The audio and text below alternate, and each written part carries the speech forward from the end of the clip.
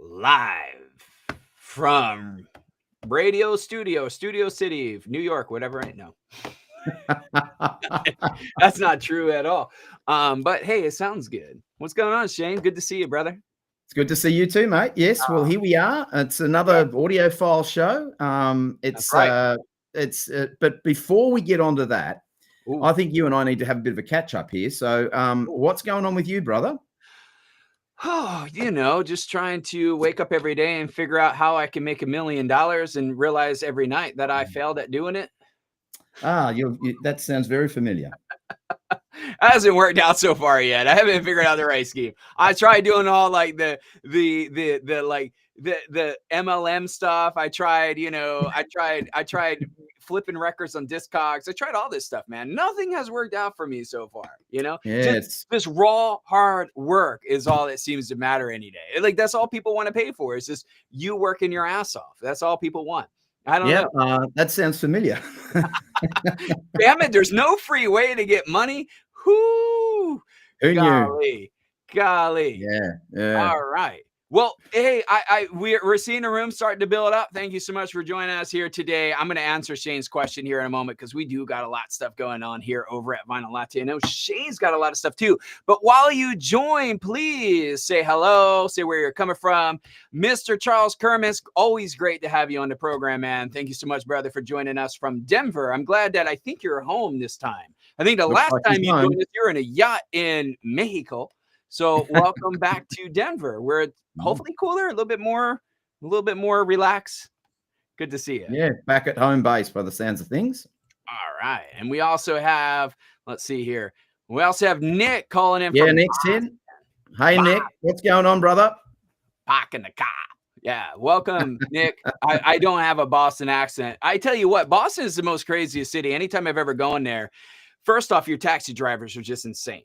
Every time I've ever gone to take a taxi there, I'm like, my life is going to end here in a cab. And then in the streets, you don't have blocks. You got like this spider web of navigation. It's always fun, but I always have a blast in your city. Thanks so much for coming in. We also have Mr. Woof coming in from Tampa. Ooh, yeah, Tampa. Look at that. And Charles is going to be at the Melbourne. I think he's going to be at the Melbourne Hi-Fi show. So hopefully everybody can go check him out there as well. Well, we better say that officially, actually, because I'm going to be at the Melbourne, the StereoNet Melbourne Hi-Fi show, which is on at the Pullman Hotel in Melbourne on the 29th, the 30th, and the 31st of this month. So listen, any of my Australian family that is going to be at the show, make sure you come up and say hello. You can't miss this bald cranium. It's very shiny. It'll be there. I'll give it a spit and polish so it absolutely is gleaming for you. And pop up and say hello. I mean, I'm doing interviews. So I'm going to be flat chat, but I promise you I will find some time to have a chat to you all. So come up and say hello, and it'll be really, really good to see you all at the Melbourne Hi-Fi show coming up at the end of the month. Oh, John. Let me just comment. Shane, I'm surprised they let you in there, brother. I mean, with that shiny head, you're going to make a lot of people blind, brother, when you look around. So I know that. I'm really surprised they're letting you in. Wear your sunglasses. I'm actually looking forward to it. Wear your sunglasses. That's all I can tell you. Yeah, you had a great coverage last show. You interviewed some amazing folks. I mean, the interviews that you secured last year, dude, were top notch. We're going bigger and better. I regret is I'm not going to be there with you this year. Yeah, well, we got to do this show together, just as we're going to hopefully do Exponent together next year. I'll be in the States, and that'll be lots of fun. And yeah, we'll just rip it up. So same deal. When you get back over here, the show this year is going to be bigger than it's ever been. There's an extra level. The organisers have spoken to me and said we've actually got another whole level of the hotel that we've booked out, and it's all happening there at the Melbourne Hi-Fi show at the Pullman at the end of the month. So we're going to cover it. I've got some crazy big interviews again this year. Look, everything's just getting bigger for both of us, I guess, bigger and better every year as our families grow, our communities grow, our channels grow. So it's awesome. Yeah.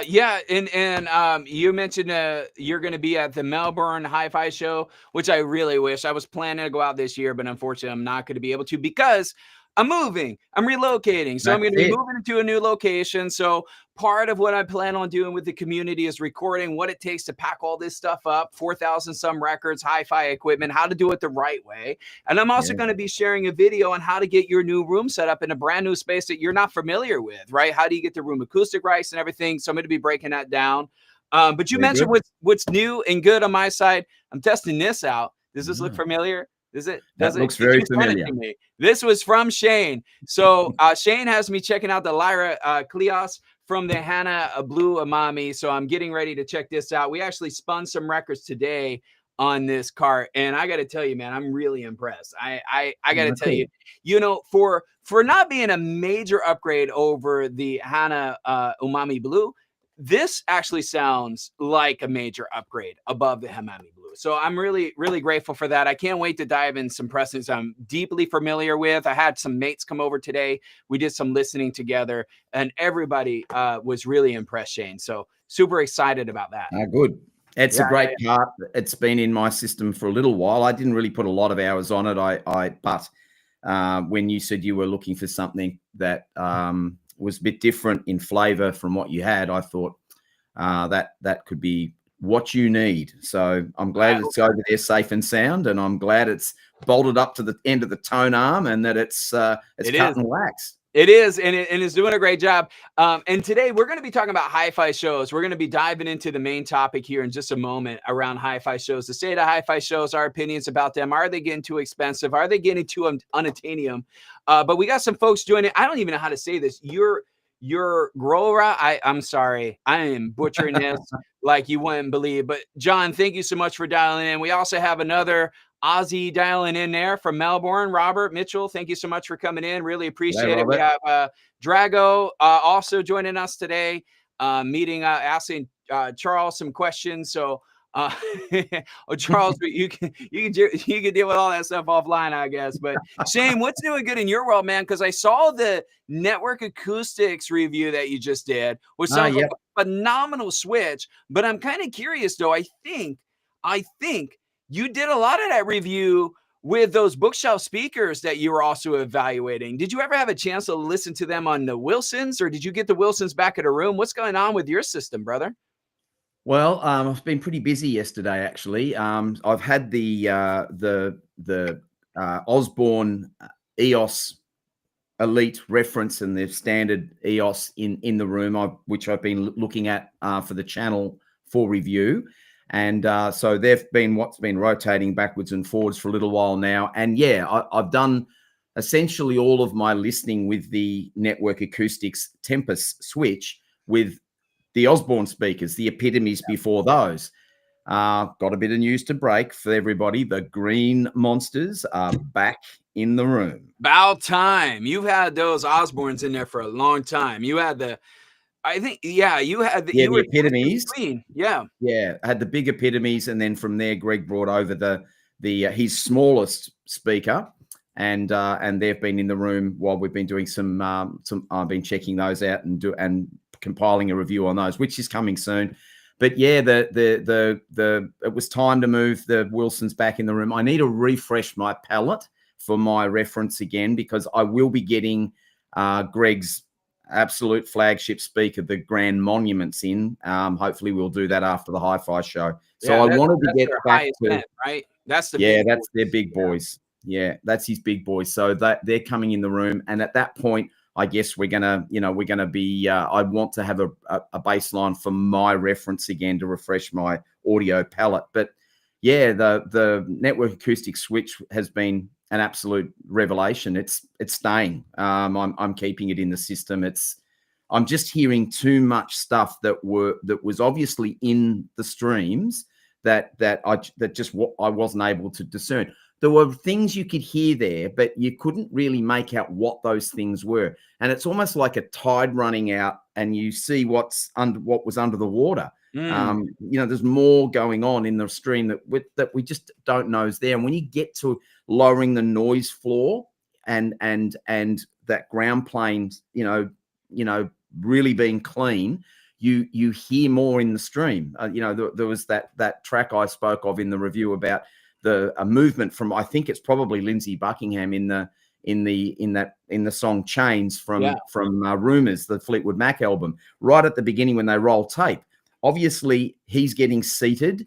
I assume it's Lindsey Buckingham. It's in the left channel because there's a guitar that's being moved around, an acoustic guitar. I can even tell by what it sounds like that it's a wooden guitar of an acoustic variety. And then bang, they first chord is struck, and you go, and I always knew there was a rustle there, but I didn't know what it was. Now I'm able to absolutely concentrate and discern that this is what it is, and reed movement and valve movement in classical pieces that, you were just not even there to hear. All of a sudden you hear all of that mechanical action in the recordings. It's one of those things. Once you hear it, you can't give it away. Yeah, it's like restoring a record with the Kermis system, huh? Yeah.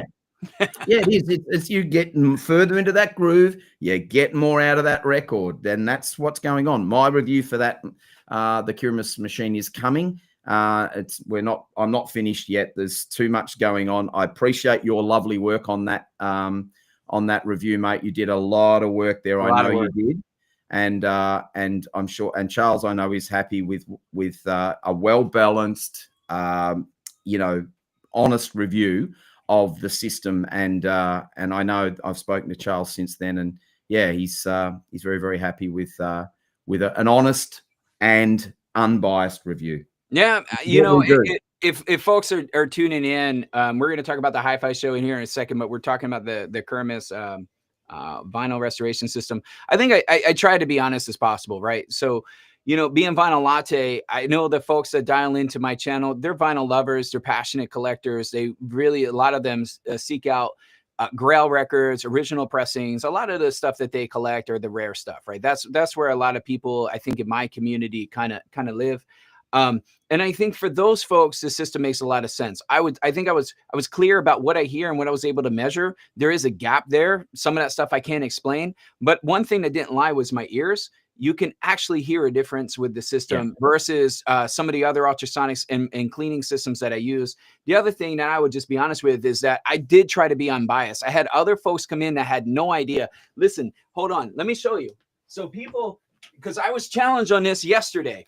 I literally did buy multiple pressings of records just to test the system. So I would have a control. I could clean one in another ultrasonic. I can do a brush clean. Like this is real. When people are like, you didn't do this multiple records. No, I did. I got multiple pressings of records so I can do A, B, C, D testing. And I did all baselines before I did any of the cleaning to make sure that they were all baseline the same. So I bring that up because what you can hear sometimes and what you can measure are different. And some things you can't explain. Shane, just like when you did the Stein perfect interface map, there was things you couldn't explain that was going on. Like scientifically, it's like, how the hell is this possible? It's doing two different things that contradict each other for a rice paper thin mat. It's the same thing with this cleaner. I can't explain it, but it is what it is. That's the result. So if you want to go through the effort for that, then carry on. I mean, like that's your thing. If you don't want to do it, that's up to you. But I think for passionate record collectors, you want the best sounding record you could possibly have. These are your instruments to confirm what you are hearing.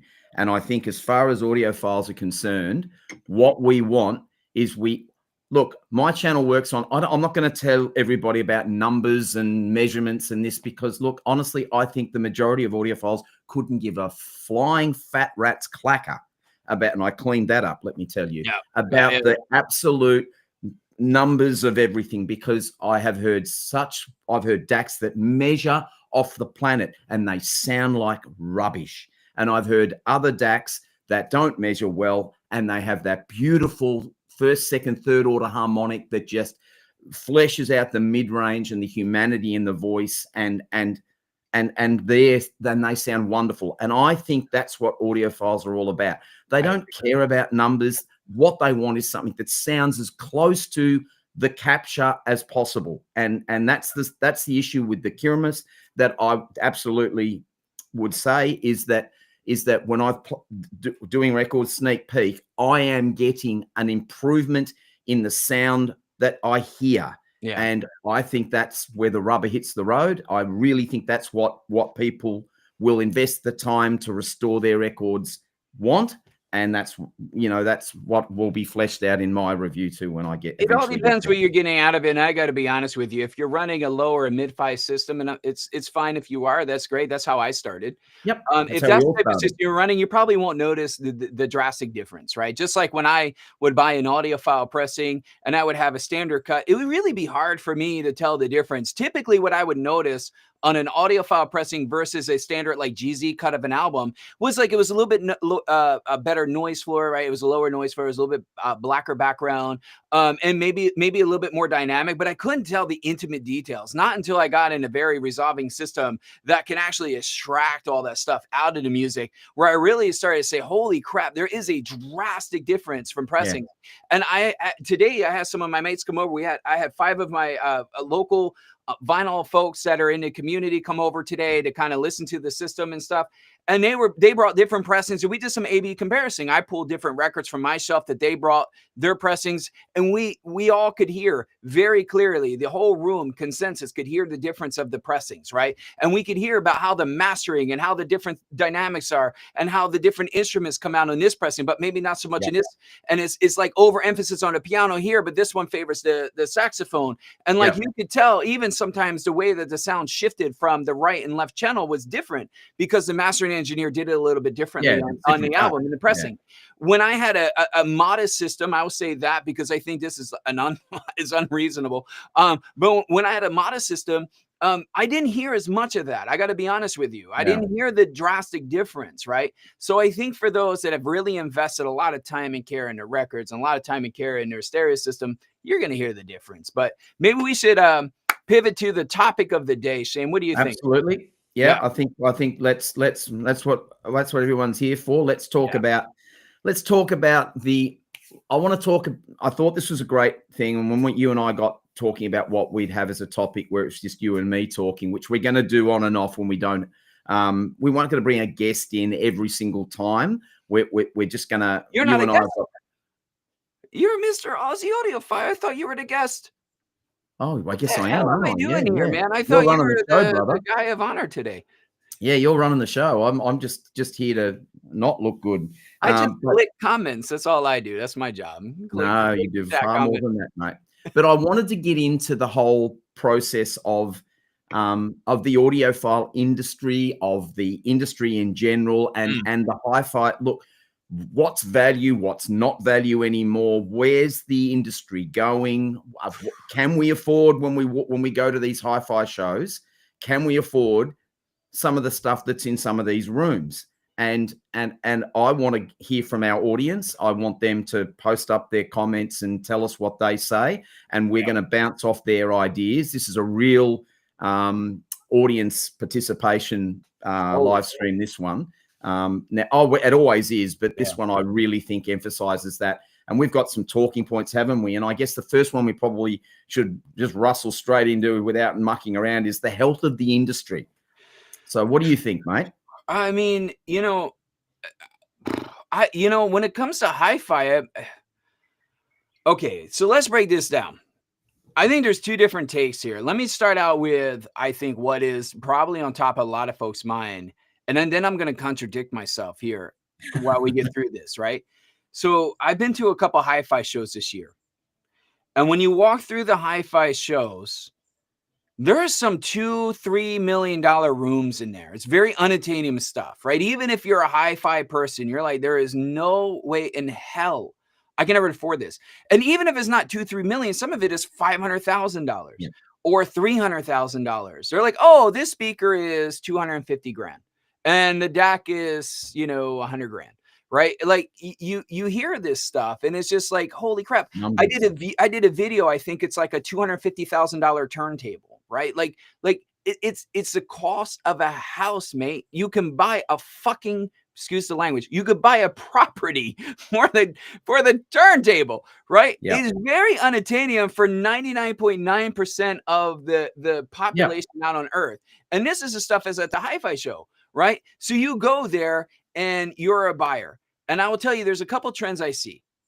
I see what I would call the folks of legacy, the people have really built this industry, the people that the gray hairs of the industry, if I could say that, with being the most respectful I can. And those guys, they love listening to this stuff. They always love listening to almost the unattainable stuff. They love looking at the Ferrari, right? And they love dreaming like, oh, one day this was always my passion. I remember having a poster of this car on my, and they love that. They love that. But they're not really, to me, they're not the buyer, mate. That they already have their system for the most part. They might be looking for a component, but they're not looking for a complete system, right? And then you have what I feel like the new generation. And there's a younger generation, I think, getting into hi-fi. And I think some of this is the vinyl revival, if you don't mind me saying. Now I think it's this year, maybe a little bit of the CD generation. And what they're doing is they're realizing that Spotify and headphones isn't the best experience for music. They're realizing that a home system, a 2-channel system, is the right way for music, right? And I'm seeing more and more folks that are younger attending hi-fi shows than I have in the past. Usually when I used to go to a hi-fi show, I was like the youngest bloke there. Now I feel like I'm one of the older folks there, and or at least middle-aged folks there. Like either I'm getting older or the folks are getting younger. I'm not really sure what's going on. Probably both. It's probably both. But what I noticed though is those cats, one, they're on a budget. And two, they're not looking to spend $200,000, $300,000, $400,000 on a component. They're looking to spend maybe 10 grand total on a complete system, right? Or 15 or whatever their budget might be, right? So it's a completely, I feel like in some of these hi-fi shows, when I talk to guests, because for the channel, I always like to ask people, like, what do you think of the show? What did you enjoy the most? What do you like? And most of the folks like, it was really cool. But there's nothing here I can afford. There's nothing here that I feel like I'm going to put on my want list, on a budget list, because everything that I saw is just crazy priced. And it's not saying those rooms don't exist, but they're buried. Out of 400 rooms at a big hi-fi show, there's maybe 10 that have the affordable rooms, because everybody else is bringing their Ferraris and Lamborghinis and whatever to the show, and nobody's bringing their Hondas and their Toyotas to the show. There's only a few people that are actually doing that in some of these hi-fi shows. At least that's what I'm seeing in the States, Shane. I don't know how it is for you there in Australia, but that's what I've been seeing. There's some big brands, of course. Look, from my point of view, and if we're taking the gloves off here, it's just turning into a pissing contest. That's what it's turning into. It's like, who's who at the zoo, and I don't like where that is going. Look, I mean, I can't talk. I mean, I've got a pretty impressive hi-fi system, but I didn't start there. I didn't either. I'm 54 years old. Like, I'm old. Holy shit! And you're ancient. And I didn't start there. I started with a little Pioneer, 3-in-1, with a set of shitty speakers off lamp cord. That's where I started. And then slowly over the course of my life, working at hi-fi shops as I did, at really good hi-fi shops, which is probably what wrecked me. Why I've got no money, because it's all in my listening room. But as I've gone through the years, you build up, you slowly get there, and there is a level of aspiration that is healthy, that should be there in the industry. But this is the bit that I worry about. It's about watching young kids, as I've done at the shows I go into a room. They're fully impressed with what they hear. They go, wow, and they're digging their mate, and they're going, oh, look at that, listen to that. And then they go over and look at the price sheet, right? And then you just see them go, and you see the disappointment in their eyes, because they want that, but they're never at this stage in their life going to be able to afford it. So that's the bit, that's the bit that worries me, is because I've heard people say at that point, oh, mate, I can't afford this. And they walk out of the room. Right. You're right. And it really makes you question, like, what are these hi-fi shows for? Are they for consumers to actually get interested in buying a product? Or are they really for distribution to find new companies they want to go procure and add to their book, a business? And I think it's a combination of both. But when everything's unattainable, you're really only satisfying one audience, right? You are really only bring in products to kind of surprise, shock, and awe. So the last hi-fi show I was with a couple friends, and both of them walked away with like, there's stuff I liked, but there's things but I will never be able to afford them. So there's no way I can ever add them, right? Like they literally walked away from a hi-fi show with nothing they're interested in buying because everything they were interested in was too expensive. Yeah. Right. And this is the They thing had that no I option. worry about. Yeah, and that's the thing that I worry about as well. If you know, we're in that middle tier of age group with when it comes to audiophiles, and I really think that to progress this industry, this hobby, we need to be attracting the next generation of kids. Now, look, I'm going to give a shout out to Michael Fremer here because Michael is, I think, really responsible for the vinyl resurgence. He is. And he has enthused, he's become, or got us all enthusiastic about buying records again and listening to records again. And I think, and young people are doing that, you know, and you know, like for instance, I was watching an interview that he did with Guido from Anna Dialogue. Yeah, that's just recent. It came out this week, right? Yeah. And Michael said something that I laughed, but then I checked myself and went, because I'm in of an era where I bought records. I bought my first record with probably my mum's money at 12 years old. And that's what started me, and off I went from there. But we learned from our parents how to handle records. Yeah. And Michael said in this thing, you've got actually to teach this new generation that you don't put your hands all over the record. You know, there's a way to hold a record. Oh, and when I heard that, I thought, what's he doing? And then I thought, of course. I mean, these people just will not really understand that process of leaving oil and fingerprints and everything all over a record. And it made sense. And I thought, well, that's good because it's caring for that next generation. So it's a shout out to Michael. Yeah. We hope to have him here on the show here. So this isn't Kermit's scene yet, but like when people do this on YouTube and to show off a record, it drives me insane, man. Yeah. What are you doing? And Charles brings up a good point. The one thing I got to give Michael credit for is that some of the more affordable stuff he's been given a lot of credit to. That Victrola turntable that Michael actually gave good reviews to. I actually have that turntable. It's kind of in the family house, so if anybody wants to play records, they can use that one. I'm not having them touch this one. This is Louis V only touching. The other turntable people can touch, and there's select records they can use on that player. But it's actually a decent sounding record for $900. It's a good sounding record, which I think I never would have said before with a Victrola player. So there are some companies coming out with some very affordable equipment that sounds good, and I'm glad to hear some of the more senior folks in the industry that have been writing about hi-fi all this time to say, hey, some of this more affordable equipment isn't bad. Is it as good as a $10,000 turntable with a $5,000 or $6,000 cartridge? No, but it is actually pretty good for the value for the money, and it's where most people want to be when they invest in a turntable or they invest into an audio system. Yeah, look, I agree. We've got to just promote that the lower end of the entry level of the market, because look, this is what happens.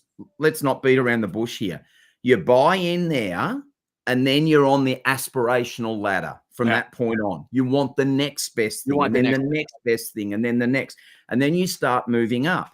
Now, there'll be a point where all of us have to stop and we can't go anymore, and because money doesn't allow, and that's I thought it was stay you in the grave, brother. I didn't know it was a money issue. I thought it was a time issue. I mean, so I don't mind that. That's fine. We can get to a point where you get to your nirvana. You're the best I've ever heard, and where you're happy, and that's fine. Now, I just saw a comment there from somebody saying that hi-fi shows are like shopping at Harrods instead of Kmart on a Kmart budget. And, you know, and that's true. It really is true. We go into these places and we allow ourselves to think, maybe I can find that next thing I want. And then, you know, well, often that next thing we want is out of our reach financially. And what I worry about is the industry cannibalizing itself. Yeah. Now, what I mean by that is what I'm worried about at the top end of this market. There is a new amplifier that comes out, which is a redesign of the chassis. It's got maybe another $100 worth of different bits inside it. Small upgrade. And it's $20,000 more expensive than the last model. Yeah. Now, I'm sorry, but that you're killing yourself. A note to the industry: you're killing yourself. Some of this stuff is crazy, mate. Because you look back, like prices 5 or even 10 years ago, and it's some of this hardware that you could buy now for hi-fi is like double the cost. And listen, if you live in the States, I get now there's tariffs and all that stuff. I'm not going to get into political stuff. I'm not going to say that's right or wrong. That's a different show. But when you also track that price internationally, so you look at what the price costs in Europe and what do you look at it costs in Australia, because I always look for you too, you can see that the price is not just more expensive here in the States because we're importing in and there's increased costs. The components, to your point, are they've skyrocketed for the amount of innovation that has gone into them. To your point, $200 more of innovation, and then they mark it up like 50% off of the previous model, and it's like, well, what are you doing? Who can afford it?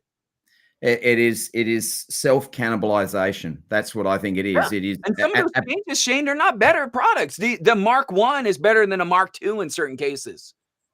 Yeah, but what worries me is that there is this race to the bottom, if you like, in the reverse, in the sense that companies are out trying to outdo each other. If somebody puts their price there, right, that gives us the green light to put our price there. And you just can't keep doing this, folks. You're right. Because your bandwidth of customers is going like this. Mm-hmm. And you're just not going to sell gear. It's going to get to the point where all we do, like that comment said, is you go in there and you look at the pretty Ferraris and the Lamborghinis and you walk out with nothing. Exactly. And often you walk out discouraged. And the moment you do that to an audiophile, right, the moment you're going to lose half of them. Yeah, and that means the industry. That means the people that allow the industry to survive, that base of buyers will start shrinking, and it'll get to a point where the industry will implode upon itself. And I don't want to see that happening. And that's why I'm bringing this up. I mean, there'll be people that'll think I'm bonkers, and I mean, I don't mind if there's pushback, but that's my opinion of it all. Says a guy that's got a $500,000 audio system. I mean, but what I'm saying is that there is a point where just rising prices at this degree that we're doing now. Now, I get that manufacturing costs go up. I get that individual component prices go up. I understand all that. But this is gouging at its most obscene, as far as I'm concerned, at the top end of the market. Well, there was a comment.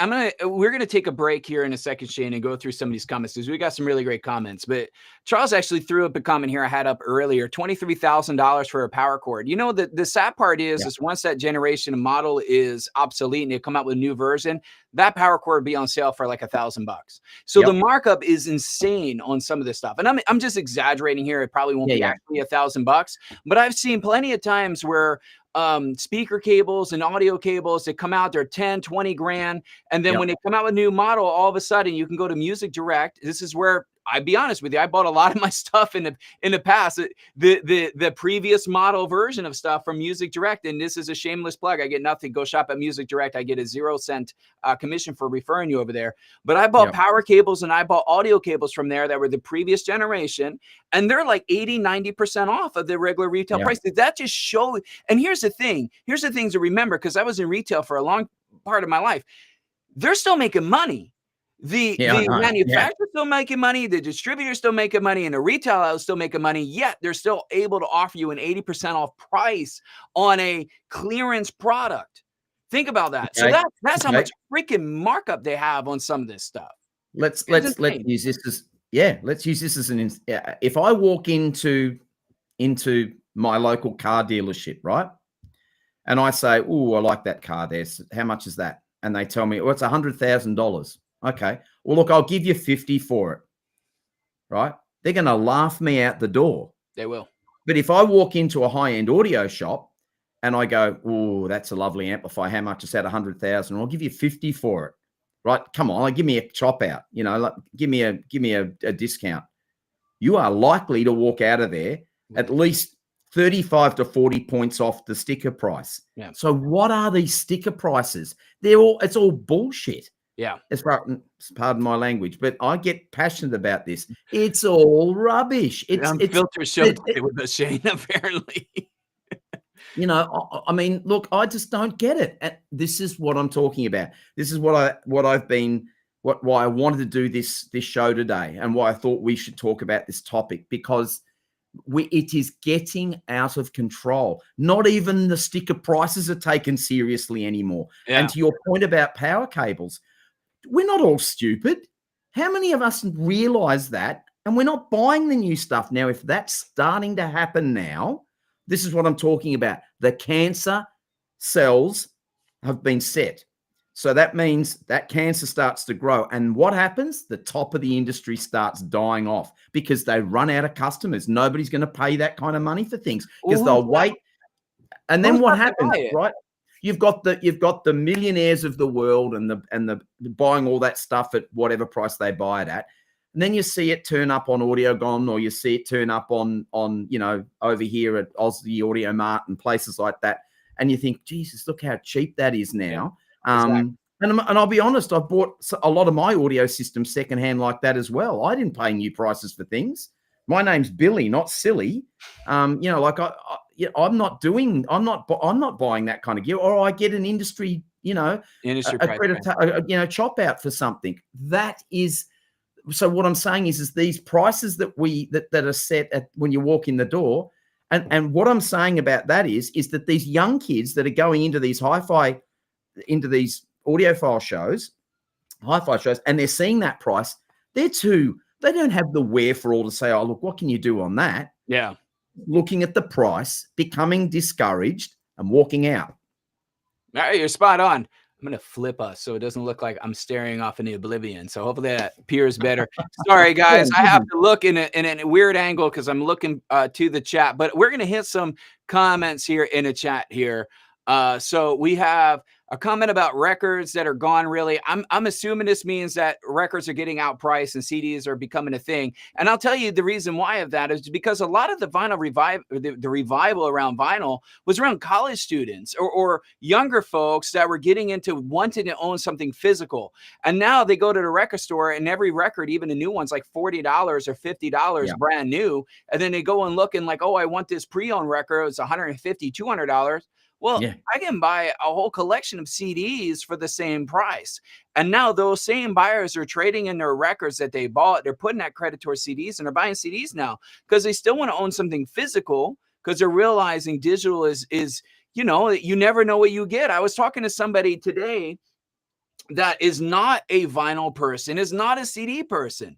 But what they shared with me was very apparent. They said, the problem I have with digital is every time I have an album I like, within a couple months, it gets remastered and it's a different version and it sounds different than what I enjoyed it with.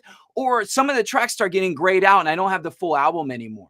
And I think the younger generation is tired of that. They want to own something physical in a world of everything is streaming. Your applications on your computer, the apps on your phone, your TV service, your movies, everything is just so digital these days. You don't own anything.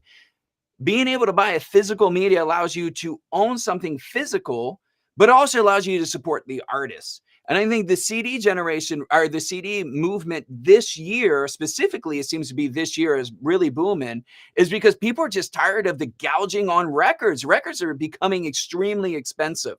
Extremely expensive. It gets down to everything that this topic is about. It's about the gouging of audiophiles in every way, shape, or form. Charles makes a good point there at the top of the comments. Record licensing is a big deal. Yes. As to the cost of labels. Well, my point to that is if again, it's a race to the bottom by climbing up the unobtainium ladder. That's So right. we keep charging more for licensing costs. Therefore, that's got to be passed on to people. You're going to kill it off. You are going to kill the industry. If you, by doing this, we are in nothing but I can foresee a huge problem coming down the track where the industry starts becoming, incestuous again, and it gets smaller and smaller and smaller, and we're back to where we were. And then all of a sudden it becomes too expensive to do any of this stuff anymore. So the whole industry shrinks, and we're back to where we were in the late 90s and the 2000s, where nobody was talking about records anymore on the record front, but even on the hi-fi front. If this keeps going like it does, like it's going now, like I foresee it going, it is going to get to the point where we're just not going to be. Look, incomes are dropping around the world. They're not going up. So therefore, there's less disposable income in the world now for the majority of people. I mean, the richest 10% are getting obscenely rich, and the poor will be the poor, but the middle class is shrinking. Economies are shrinking. I would agree with that. So what's happening here is we are getting less and less disposable income for our hobbies. I agree. And yet this is absolutely lost on the industry. The industry are getting more and more expensive. More and more expensive. Well, we got a comment from Charles about Exfona.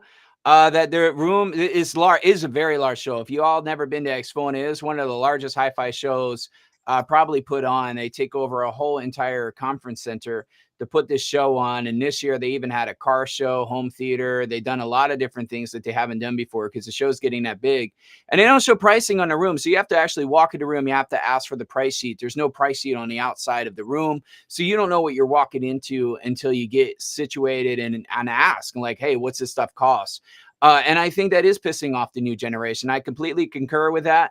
I think that some of these hi-fi shows, sometimes I feel like they should be budget oriented, of like even color coded, of like, here's your super high end, here's your mid range, and then here's your budget friendly stuff. So then people can make plans. When you go to Exfona, here's the problem with Exfona, guys. I don't know if you realize this. If you've never been, you probably don't. But here's the problem with Exfona.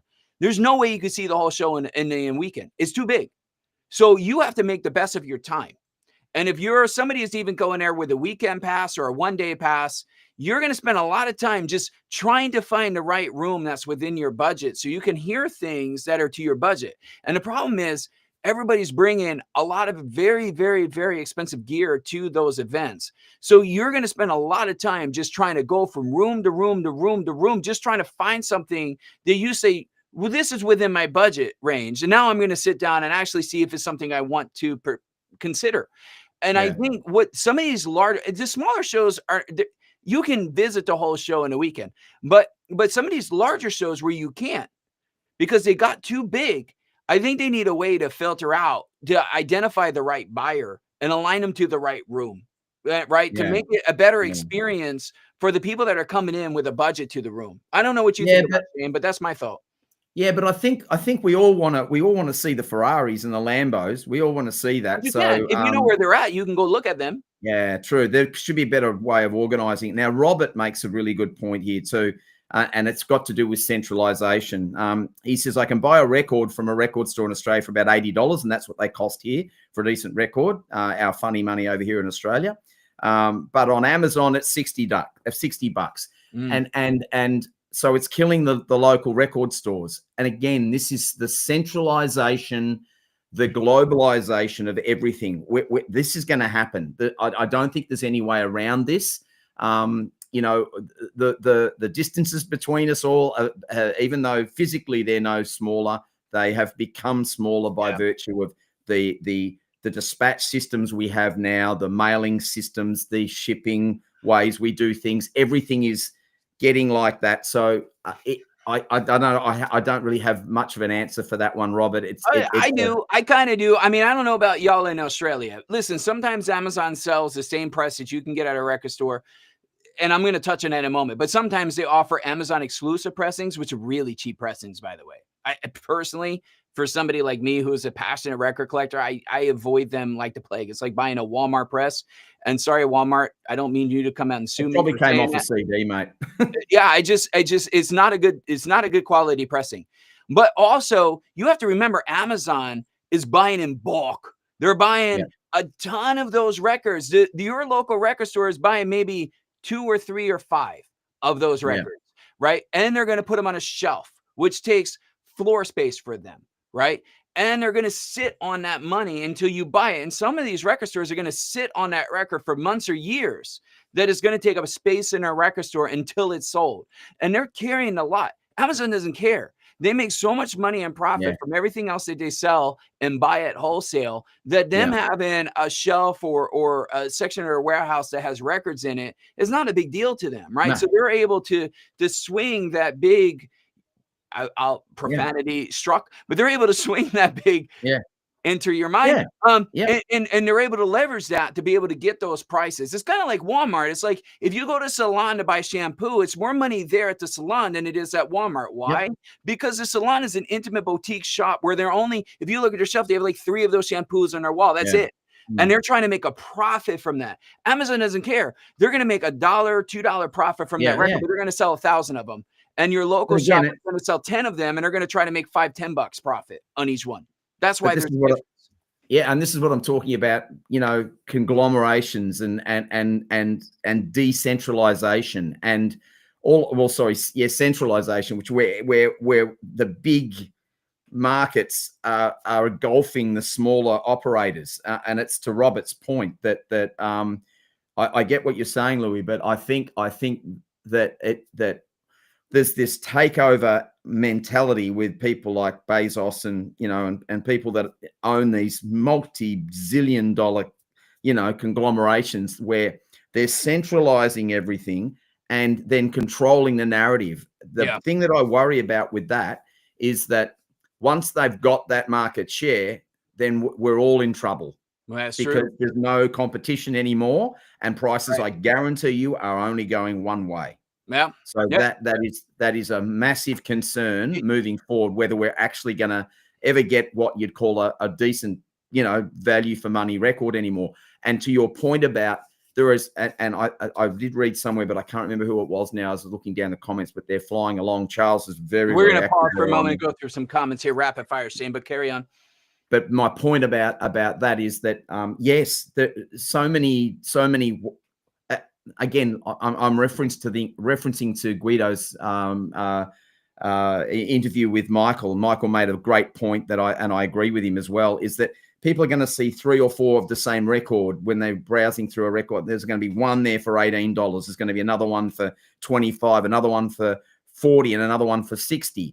But what they don't know is that the $60 one's an original pressing that's cut from tape, right? And the one up there at $18 is some nasty copy that is essentially a black large CD. Yeah.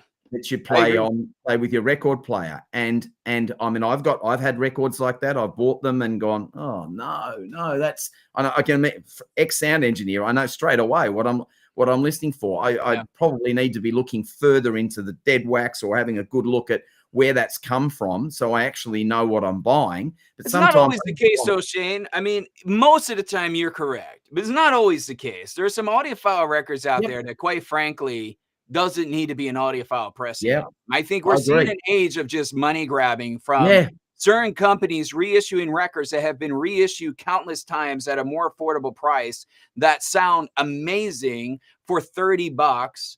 And now you're seeing $150 one-step version of it. And it's like, for what? And sometimes those $150 one-step versions don't sound as good as the cheaper version you could buy at the store. It's not always the case, is what I'm saying. You are right, though.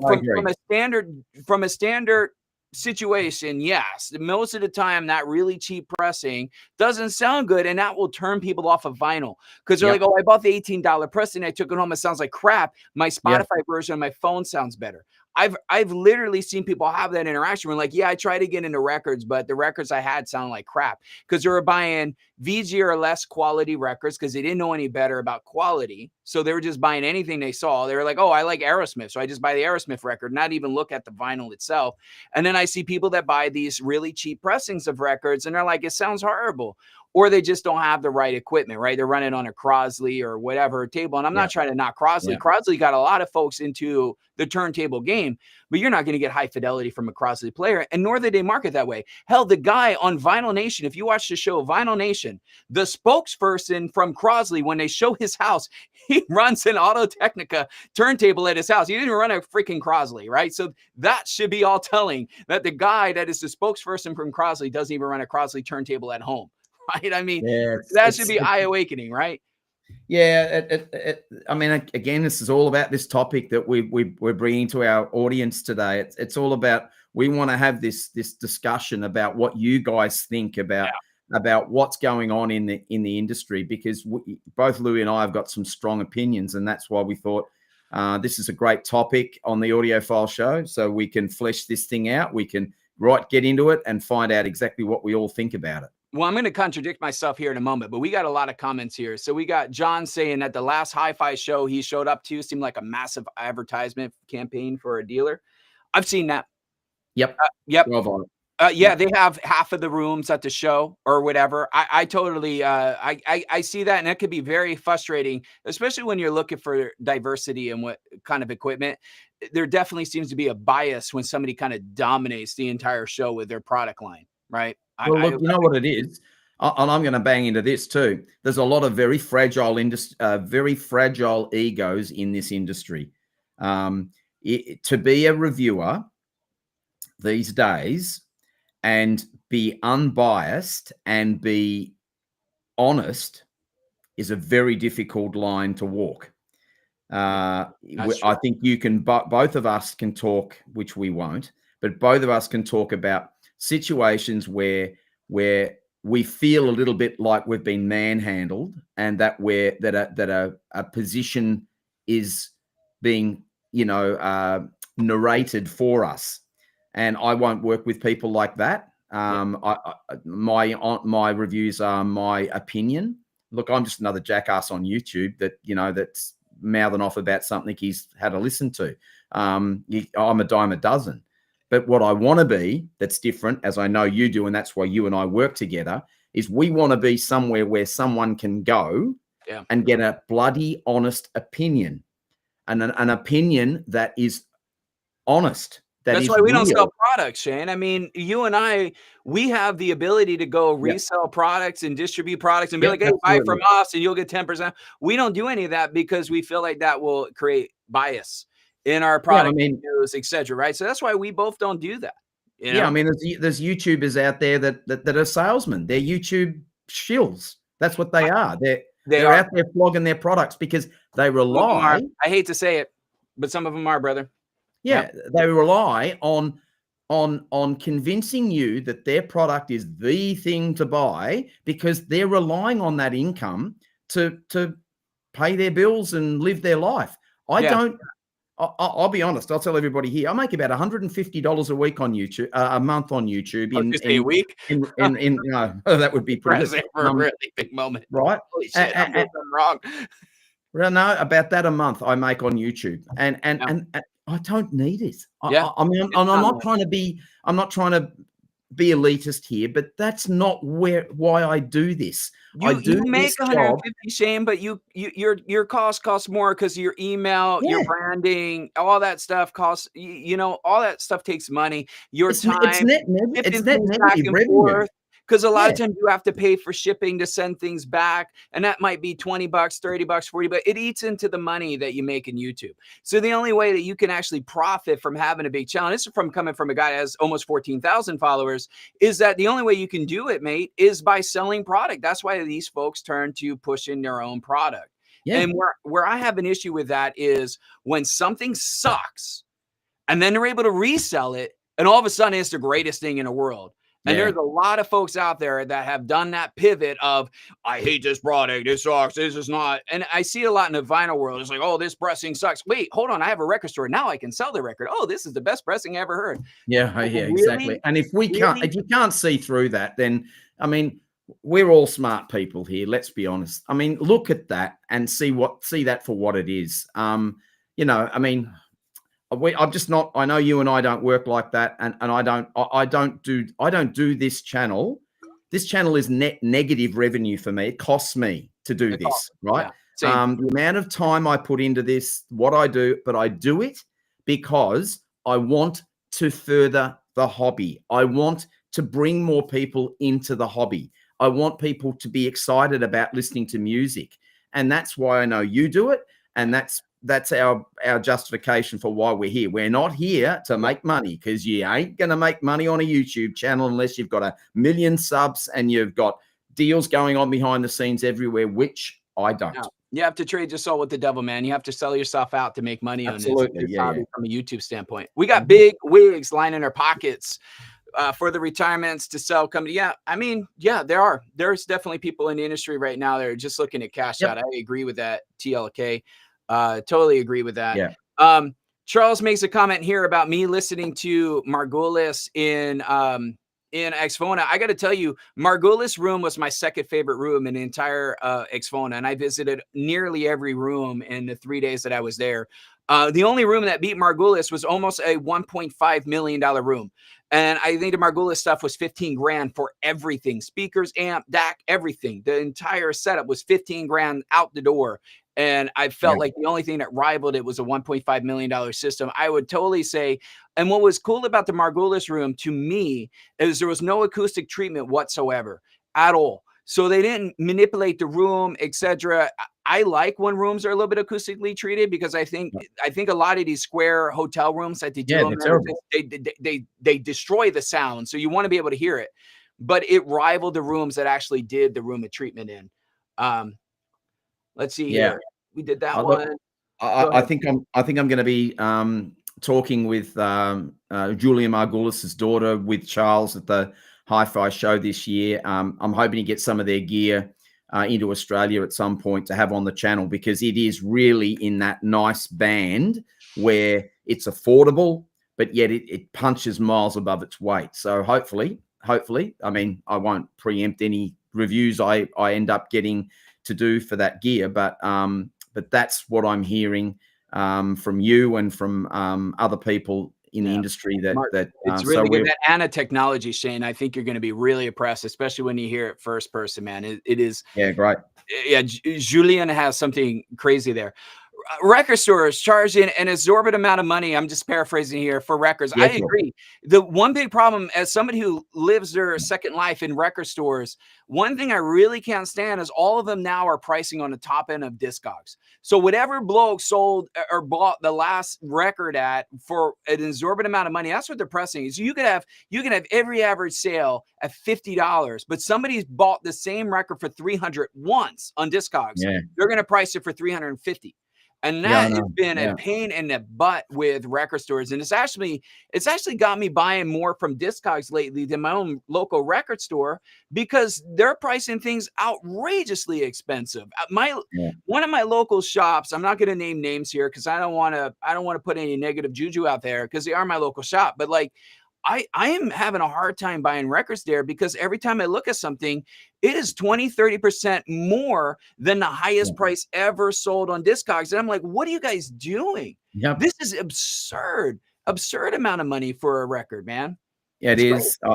Look, this is what, again, to why we're talking about this today, because it's not just media, it's equipment, it's Jesus Christ, it's even a cup of coffee when you walk into a hi-fi shop. It's 30% dearer. Do they all think we're millionaires? I really do not quite understand it. Look, and I know it's capitalism, and I know it's greed, and I know exactly what it is, but I just want to shine a light on it, because it's unsustainable. It's not going. People will just stop going, and then what are you going to do? You're going to be paying $5 grand a room to set your gear up, and you're going to get 20 people through all weekend. and they're just going to kick your tires. That's all they're going to do. They're going to kick your tires and thanks very much. Take the complimentary bag of goodies, and out they walk, and that's it. That's it. And that's not going to sell you anything. Nope. I agree. Robert has to head out. Thank you so much for joining us, Robert. We got Mr. Kelly here making a comment about my review on the UASQRs. Yeah, I think I'm probably the most fair and balanced. And I'm not trying to toot my own channel, but I try to be fair and balanced. The reason why is because I don't get crap from these companies. A lot of these YouTubers, they get sent records from Analog Productions, Rhino, Craft. They get records sent to them. I buy my stuff. So when I'm reviewing a product, I'm giving you, did I feel like the money I spent was worth it? And I feel like if that's not the case, I'm going to be honest with you. And even if I have had record companies send me records in the past, I have one that won't send me records anymore because I mentioned there was surface noise on the record. But it was true. It was measurable. It was audible. It was enough for me to call out. Now, I will say that particular record, once the music actually came in, you didn't hear the surface noise anymore, but every silent background in the entire album, you heard a level of surface noise. So I called that out. They won't send me records anymore. Not one record. I'm done. They broke my relationship off with them because I was honest. So I don't get free records because I'm an honest reviewer, and I probably pissed off every label out there for the most part, except for maybe one, which again, I'm trying not to bring up names today, but thank you for recognizing that, because I got to be honest with you, those jackets on those Marley records for $150, guys, you deserve better. That is bullshit. That is a horrible thing. This record, $30 record, has a better jacket than that $150 one has. I mean, it's just absurd. It's absurd that they're throwing junk in what is supposed to be a collector's box set. I mean, they can do better. They've proven they could do better. All the AP75 records are better. All of their Silver series or Acoustic Sound series or whatever are better. The stuff they're doing with the Blue Note, Bluesville series with Craft is better. They can prove themselves they could do better, and then they give you crap in their flagship product. And I have a problem with that. I have a problem with you getting crap when you're paying a premium price. That's a problem for me. And I don't like it. And I don't like you being taken advantage of your money. Sorry, Shane. Sorry to deviate to records, but I'm very passionate about that. Well, we talk about records for a little second longer. I mean, that was my main criticism of the latest 40th anniversary Dire Straits box set. It's not cheap. And yet it was just thrown to, thank God it sounded half decent. It sounds great, actually. Yeah. If you were buying that because you thought you were going to get nice artwork and really lovely tip-on covers and stuff like that, I can do better with my colored photocopier. It was not good. And what was the point of those prints? Yeah, I know. On matte cardboard that looked like, as I said, like a cheap Chinese colored photocopier would have done a better job. And there, look, and this is again, I know, and it's fantastic because we're staying on topic here. This is what we're talking about. We're getting gouged. I think it's time to say enough's enough. How much money do you people want to make? Do the right thing by your audience and put a product together that someone's going to be proud to own. I mean, as I said, thank God that Dire Straits box set sounded good, of Brothers in Arms, because, you know, if it didn't, I would have torn it a new rear end, I can tell you. I got to tell you, it was pricey just to get the record, because I got to tell you that the outer box was nice. Everything inside the outer box was not so nice. So they sold me by it's like, never judge a book by the cover. Well, actually, the cover here looked really sexy. Was with the content inside, maybe not. But at least both the San Antonio concert and the Brothers in Arms albums both sounded fantastic. So at least the record sounded good. But I got to give you, I'm 100% with you. And here's somebody from the industry that knows, that gets rooms from hi-fi shows, that some of these rooms can cost $8K or more to rent. And that's a valid point, because all these guys that are bringing their hi-fi stuff, or if they're in the marketplace to try to sell products at a hi-fi show, they're spending a lot of money to be there. And you got to think about this. You're thinking about, okay, it's the cost of the room, but then you have travel expenses, right? And then you have not only just hotel room, you have like food, staffing, all of that stuff. And then you have shipping costs to get the gear. Then you have return equipment, you have insurance that you got to pay for to cover the equipment because somebody might steal it or damage it or trip over or spill a drink on it, right? So you got to pay for event insurance for all of this stuff, right? So we can get very expensive. That 8K probably in reality is like 15K for a company to come and sponsor an event for a weekend. So they sometimes want to bring their higher end stuff because if they sell one, they can make bank on it. And now it paid off for the event versus having to sell 10, which might be hard for them to do. What's your thoughts on that, Shane? You think that's a challenge? You think that some of these hi-fi shows are just charging too much for the rooms and that's kind of pushing dealers and manufacturers to bring high-end gear? I agree with all of the above. It is a constant. Everybody in this industry's got, they're patting you on the back with one hand while they've got their hand in your hip pocket with the other. True. Welcome to the industry. Yeah. And they're fleecing you for everything they can get out of you. And it's everywhere, absolutely everywhere. And as I keep saying, like a broken record, pardon the pun, it is literally destroying this industry. Hence our conversation here today. There has got to be a rebalancing of things here. It's almost like we've got to take a zero off the end of everything and just rebalance things so that you know it's a hobby and an industry that is survivable, because at this particular point in time, I see the writing on the wall. We're in trouble. We've got to try and find a better way of doing this. I don't know what that is, other than trying to. Everybody's got to be in a collective agreement here to make this work. The last 3 hi-fi shows I've been to this year have been the lowest attendance that every hi-fi show has had. And even some of the really big ones, right? Where they've said, hey, we had a great turnout, but it just hasn't been as good as the previous year. And I think about, why is that the case? Why is it less attended? And I think it all comes down to priority and budget. One, I think that a lot of these hi-fi shows are outpricing the attendance, and they know going there, they're just almost wasting time. The second thing is that I think that, quite frankly, we are getting so disconnected from what people want at these shows. And what I mean by that is, we all think that people want the next level of enjoyable equipment. I'm going to try to explain this. I don't really have a good way to explain it, but I'm going to try to. Most folks that go to these shows, unless they're crazy idiots like you and I, Shane, most of the folks, they just want a modest system. They're looking for something that fits in a nice small footprint, that doesn't take a lot of real estate, that sounds reasonably good. They're not looking for best perfection. They know they come in and like, I know I can't afford the Wilson speakers or whatever, right? But I'm looking for something nice. I'm looking for something that's spouse approval, whether it's men or women, it doesn't matter. I'm looking for something my significant other will approve of. I'm looking for something that's going to fit into my home. And a lot of these shows don't offer that. They offer these big monster subwoofers and amplifiers, and you need special this and that to get it up and running. And I don't think that the hi-fi shows are speaking to today's consumers and their buying needs.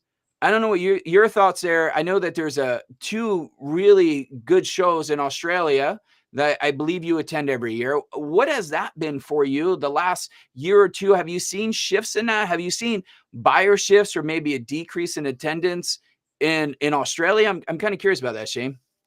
Well, funny, this StereoNet Melbourne Hi-Fi show that's on this year at the end of the month is going to be the biggest one we've had in living memory anyway, in a long, long time. More exhibitors, more as far as attendance goes. I probably need to talk to Mark about that and see what's going on with numbers there. Yeah, you almost won't know until the event happens, right? Yeah, for this one, and I need to probably do a little bit of research to be able to give a definitive answer there. From my gut feeling, it seemed to be fairly well patronized last year. But Sunday was a bit quieter than I was expecting it to be. Saturday was obviously the big day, and Saturdays usually are the when they first open, and Saturday kind of morning. Yeah, for what Yeah. I've experienced, tends to be the busiest time, and Sundays are usually they're hit and miss. Yeah, they are, and it depends on weather and all kinds of things. You know, like if it's a beautiful sunny day, then people have got, you know, they might go, oh, well, I won't bother or whatever. But it's funny because the what I saw, I'm seeing more. I'm seeing more of the. I'm seeing more young people turning up too, which is really super interesting and really encouraging to see that. But mate, most of them are going to they're going to the head 5 section. They're not even bothering to go upstairs and look in the rooms because they're just, or they've been up there and gone, oh, I can't afford that. And that's what's worrying me. It is more the Ferrari and more the, you know, the money jewelry type stuff. And look, there's got to be that. Because that's the draw card that gets people love looking at the Ferrari at the Yeah. car show, even though they're going to go buy the Toyota tomorrow, right? Yeah, Like you're never owning it, but you want to sniff the leather, and there's there's no value problem. to that. There's absolutely so okay. I'm gonna now contradict everything I just said. I'm gonna crumple it up and throw it out the window because I'm gonna be honest. So I just was at a hi-fi show in Raleigh. Happens once a year. It's actually done by a very prominent and respectable audiophile shop here in Raleigh. They put on an event every year, a local show. It's usually the brands that they cover in resell. Sometimes it's newer stuff as well that they don't really have in their brand. But for the most part, it's things that they cover. And when I look at the difference between last year and this year, last year they had a lot of stuff that was more higher end at the show. This year they did not. Most of the stuff, I would say easily 95% of the stuff on display was very, very affordable. We're talking about like $5,000 speakers. I know for some people that's like, oh, $5,000. You think that's affordable. I don't control your budget. I'm just saying from a hi-fi show, when you go see them and you're used to looking at 50, 60 to $100,000 speakers, $5,000 speakers are affordable speakers, right? $5,000 speakers, $1,000 jack, $200 or $2,500 amp, like very affordable rooms. A lot of rooms there were like $10,000, $15,000 rooms for everything. You could walk out the door with everything.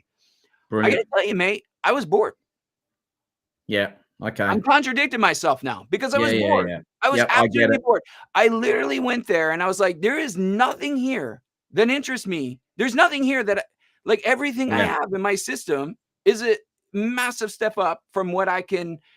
I didn't get teased. I didn't feel there was some rooms from Fidelity Imports that has some really cool stuff, that brands that I just wasn't exposed to. Actually brought some higher end stuff there, their speakers and stuff, but it still wasn't like super high end where I'm like, oh my God, this is going to be a huge upgrade.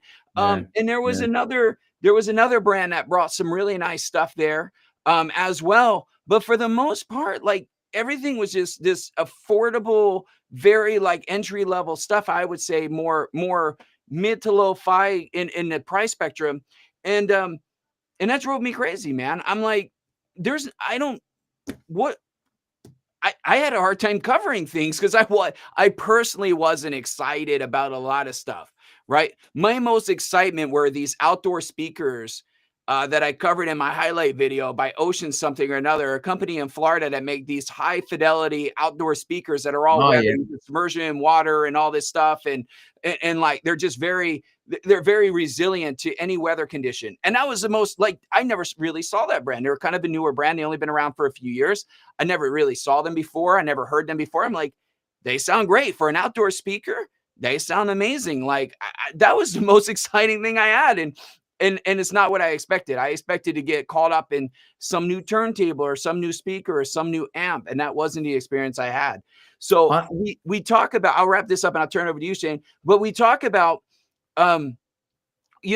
we can't afford a Ferrari, but people bring the Ferraris and it teases us and it's not our buyer. But at this show, I'm like, I was actually searching all the rooms, like, where the hell's the Ferrari, man? Where's the car, right? Like, I want to see the sexy thing that, because I'm missing it. Every room is like, I can, I don't know. It was just, I was a little bit let down. The networking part of it and the people were great, but what I saw on display was there was a gap between that. You know what I mean?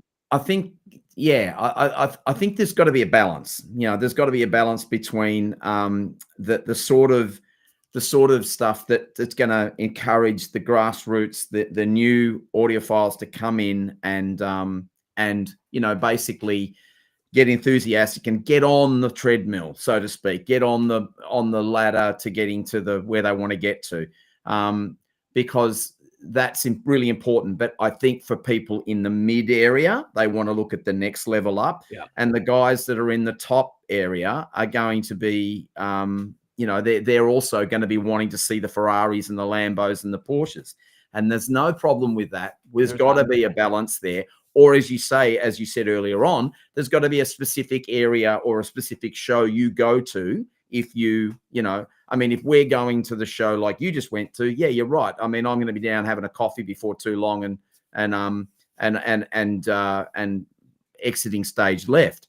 But but in saying that as well, there will be plenty of people that are just getting into the hobby that will just go, look at all this stuff, and it's all stuff that I can afford.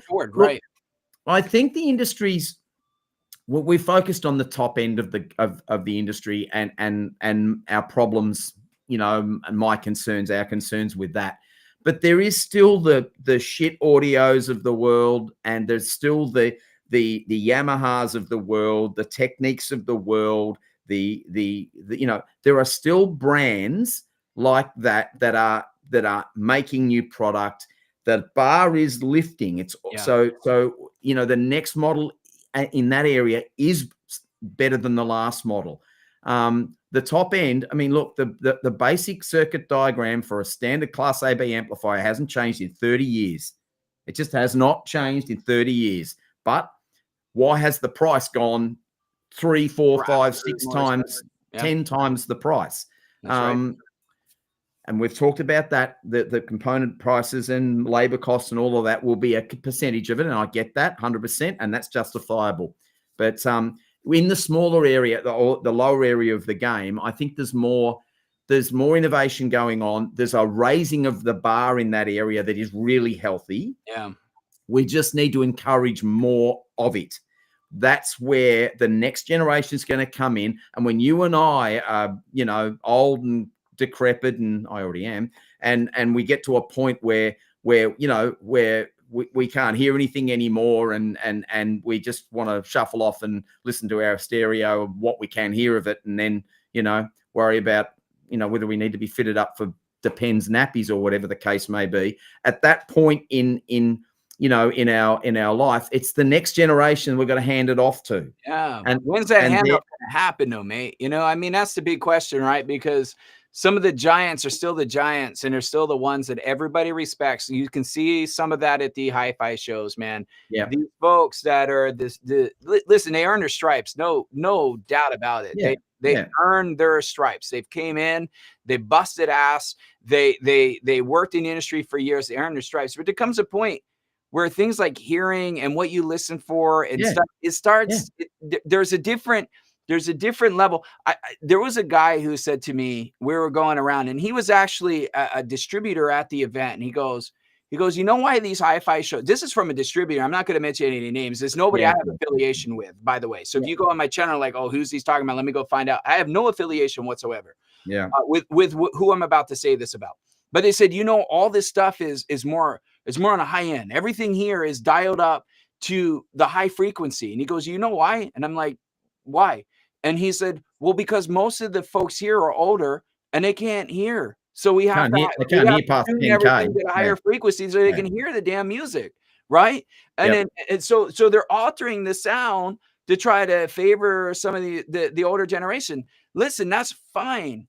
But you're right, Shane. There's got to be a changing of the guard at one point, and we haven't seen it. Hey, listen, we have somebody dialing in. I have Mitch from Mitch's Vinyl Experience dialing in. I want to bring him in, Shane, because Mitch comes with a different perspective. I'm always humbled to be in a grace of you, because your hi-fi system blows mine out of the water. But I'm about half of your cost in my hi-fi system, which is very, eccentric for a lot of folks.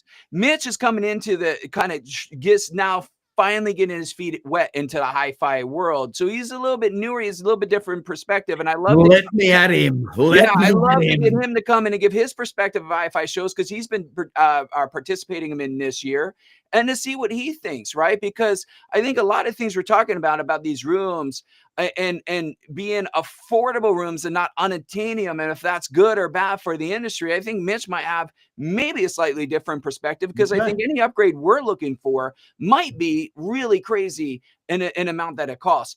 And while we bring in Mitch, I encourage, we have a lot of people watching this live stream right now between our two channels. So we are multicasting this broadcast. So we this is going out to multiple streams. And what I'm asking for y'all is this: if you have a comment about hi-fi in general, whether it's a show or what you're seeing at your local hi-fi dealer, or when you're shopping online for new stuff, if you have an opinion about, are the prices becoming too ridiculous for DACs, turntables, amps, preamps, speakers, cables, we'd love to hear it. We're going to bring your comments on the screen here, but let's go ahead and welcome Mitch. Mitch, welcome to the show. Thanks for dialing in, brother. Thank you for having me. Yeah, fantastic, man. I really appreciate you stepping in and joining us today. Thank you for that. I was just introducing everybody a little bit about you, and I know that you're getting your feet wet really in the hi-fi world and starting to upgrade components in your system. So when you go to these hi-fi shows, you're really coming at it as like a consumer view of like, what can I actually afford? Are these things I actually want to start budgeting for my system? And I know you've gone to a couple of hi-fi shows this year. I'm kind of get your take on all of this, because Shane and I have been saying, I don't know if you've been for the whole show or not, but Shane and I have been saying that there's been these sort of unattainable rooms. When you go to hi-fi shows, they tend to have these $1 million setups, $500,000 setups, over $2 million, $3 million setups, and it's just not practical. But then you go to a different show and everything is like 10 grand, 15 grand. And you're like, hey, where's the $1 million setup? Like, I'm missing it. You know what I mean? Yeah. So I'm curious to get your thought as somebody who's building those building blocks of wanting to have a hi-fi system and going along the beginning parts of that journey. What your thoughts are on that? Yeah. Well, for those who don't know, hi, I'm Mitch. Please introduce yourself. I apologize. I know you, and I thought that everybody else did. Go ahead. Yeah. Mitch. And hi, Mitch. Nice to meet you, mate. Oh, nice to meet you too. Shane, is it? Yes. Is very nice to meet you too, Shane. I actually just spent most of the day with Louis V, and I drove 2 hours back from his house, so I'm back at my house. So for people who don't know me, my name is Mitch. I have a small YouTube channel called Mitch's Vinyl Corner. I've been collecting records since about 2003. Then I went in the military afterwards, and I'm going to be retiring this year after 20 years of service in the Marine Corps. So now is a time, the last couple years, as my career has been winding down, I've been getting more back into the hobby now that I'm not traveling, not going away as much, deploying and everything like that. So within the last year or so, and with the help of Louis, actually, I've really started to upgrade my my system. So for everyone watching who is not subscribed to my channel, my current setup is the MoFi Studio Deck turntable with the master tracker. You know, I call it like the working man's kind of turntable. You know, it is in that, you know, I'd say mid-range within the turntables right now. It was about 2000, and I actually recently just upgraded my my preamp to the Parasound JC3 Junior, which was a big step up from the MoFi Studio Phono I was using for a couple of years, and that just blew everything out of the water over the last couple of weeks that I've been having it. And I have the Leak Audio Stereo 130 and the Wharfdale Linton Heritage speakers. So I know this is not like Coen Brothers production, but I will show everyone my system. So that's my studio deck, and then down here, and then I got my speakers and everything. So within my man cave. So nice listening room, Mitch. Really, thank you. Yours was just a pleasure to be in earlier today, Louis. It was very, very good. But back to the original question about going to hi-fi shows. I went to one. My first one was in 2023, and I was in Los Angeles, California, and I was stationed there at the time. And I went to, I think it was the Home one. Hi, Eva. Sorry, my Great Dane's coming in to see me. Hi, pretty girl. You want to say hi to everybody? Oh, Say hi. Thank you, babe. Go out, Eva. She's outside. Love you. Thank you. You know, Eva always has to make an appearance in my videos. So, nothing wrong with that. So I went to this show and I saw like Kevin Gray there. I saw Joe Harley. I mean, this was a show to where I went into a room and everything in there cost more than my house. Yeah. And it was definitely an experience. For example, I went in the Macintosh room, that was just something to behold, you know, the turntables in there, the preamps and everything they had. And the gentlemen in there were very nice. They're like, "Oh, you'd be interested in this." I'm like, "Brother, I can't. I would have to take out a loan to afford half of this stuff." And he was like, "Yeah, you know." And so I kind of went in. Yeah. What? We Yeah, and got I'm great just like, rates. Yeah. I kind of went in there like I can't even think about enjoying anything like this because it's just so way out of my price range. And I mean, if I had what we like to call in America sometimes fuck you money. You know, if I had that kind of money where I can just go in and buy whatever I want, I mean, it wouldn't be an issue. But to me, I went into some of these rooms like, to me at least, there was a $300,000 system, and I said, to my ears, mine sounds almost exactly the same. Oh, that's the other thing. We didn't even talk about that. Some of these listening Yeah, and rooms I didn't sound know because horrible. I just joined. Horrible. Yeah, like 10 minutes ago, I just got on, so I'm not sure what you guys have already discussed within the Yeah, no, we last haven't hour we or haven't so. got into that yet. Yeah, you were driving. Yeah, we didn't Yeah, get into that at all. so I Yeah, but mean, that's a very valid point, Mitch. so at that show in particular, it was very nice seeing a bunch of this high-end stuff that I wouldn't even if I had more money than sense, I still probably wouldn't even buy. Because I'm like, what's the point? I think that it comes to a point where people will buy that kind of high-end stuff just to say, "Oh, I have it." To have the I have brand. it. It's like buying Yep. the sneaker that has the cool logo on it when you could spend half Yeah. the money or a third of the money and get a better sneaker. And some of the stuff in there is like, would you guys even use half of this? Like, how often would you even listen to that? Thank you, Cyber. Thank you for saying that. So it would. So I didn't leave that show disappointed or anything, but I just kind of went, I can't ever imagine myself spending that kind of money, even if I had the means to do it. I mean, some of the stuff just didn't even sound that good. Yeah. I mean, to me, I'm in Agreed. here, I'm like, God, this stuff costs that much money? Like, no, It just sorry. shouldn't. And that's the issue. It Yeah, really it shouldn't. shouldn't. And Yeah. and that's our point is that this is getting out of control. It is just it's a pissing contest to see who can ask for more. I mean, I'm going to name a name here, right? And I hope it doesn't blow up in my face. But Dart Zeal have got a cartridge that costs $1 million. Like, what the And hell? like, I don't. Like, what are we doing? Like this is ridiculous. And that's the thing. Like, I don't understand it. And so that was that show. But when I went to Audio Advice show and I went there with Louis, I thought that was a little bit more for the everyday hardworking American who, hey, you come home from work, you worked all day, you're trying to provide a means for your family, but this is like part of your hobby. This is what you want to enjoy. It's still not cheap and it's still expensive, but it's something to where I think that people over time can afford.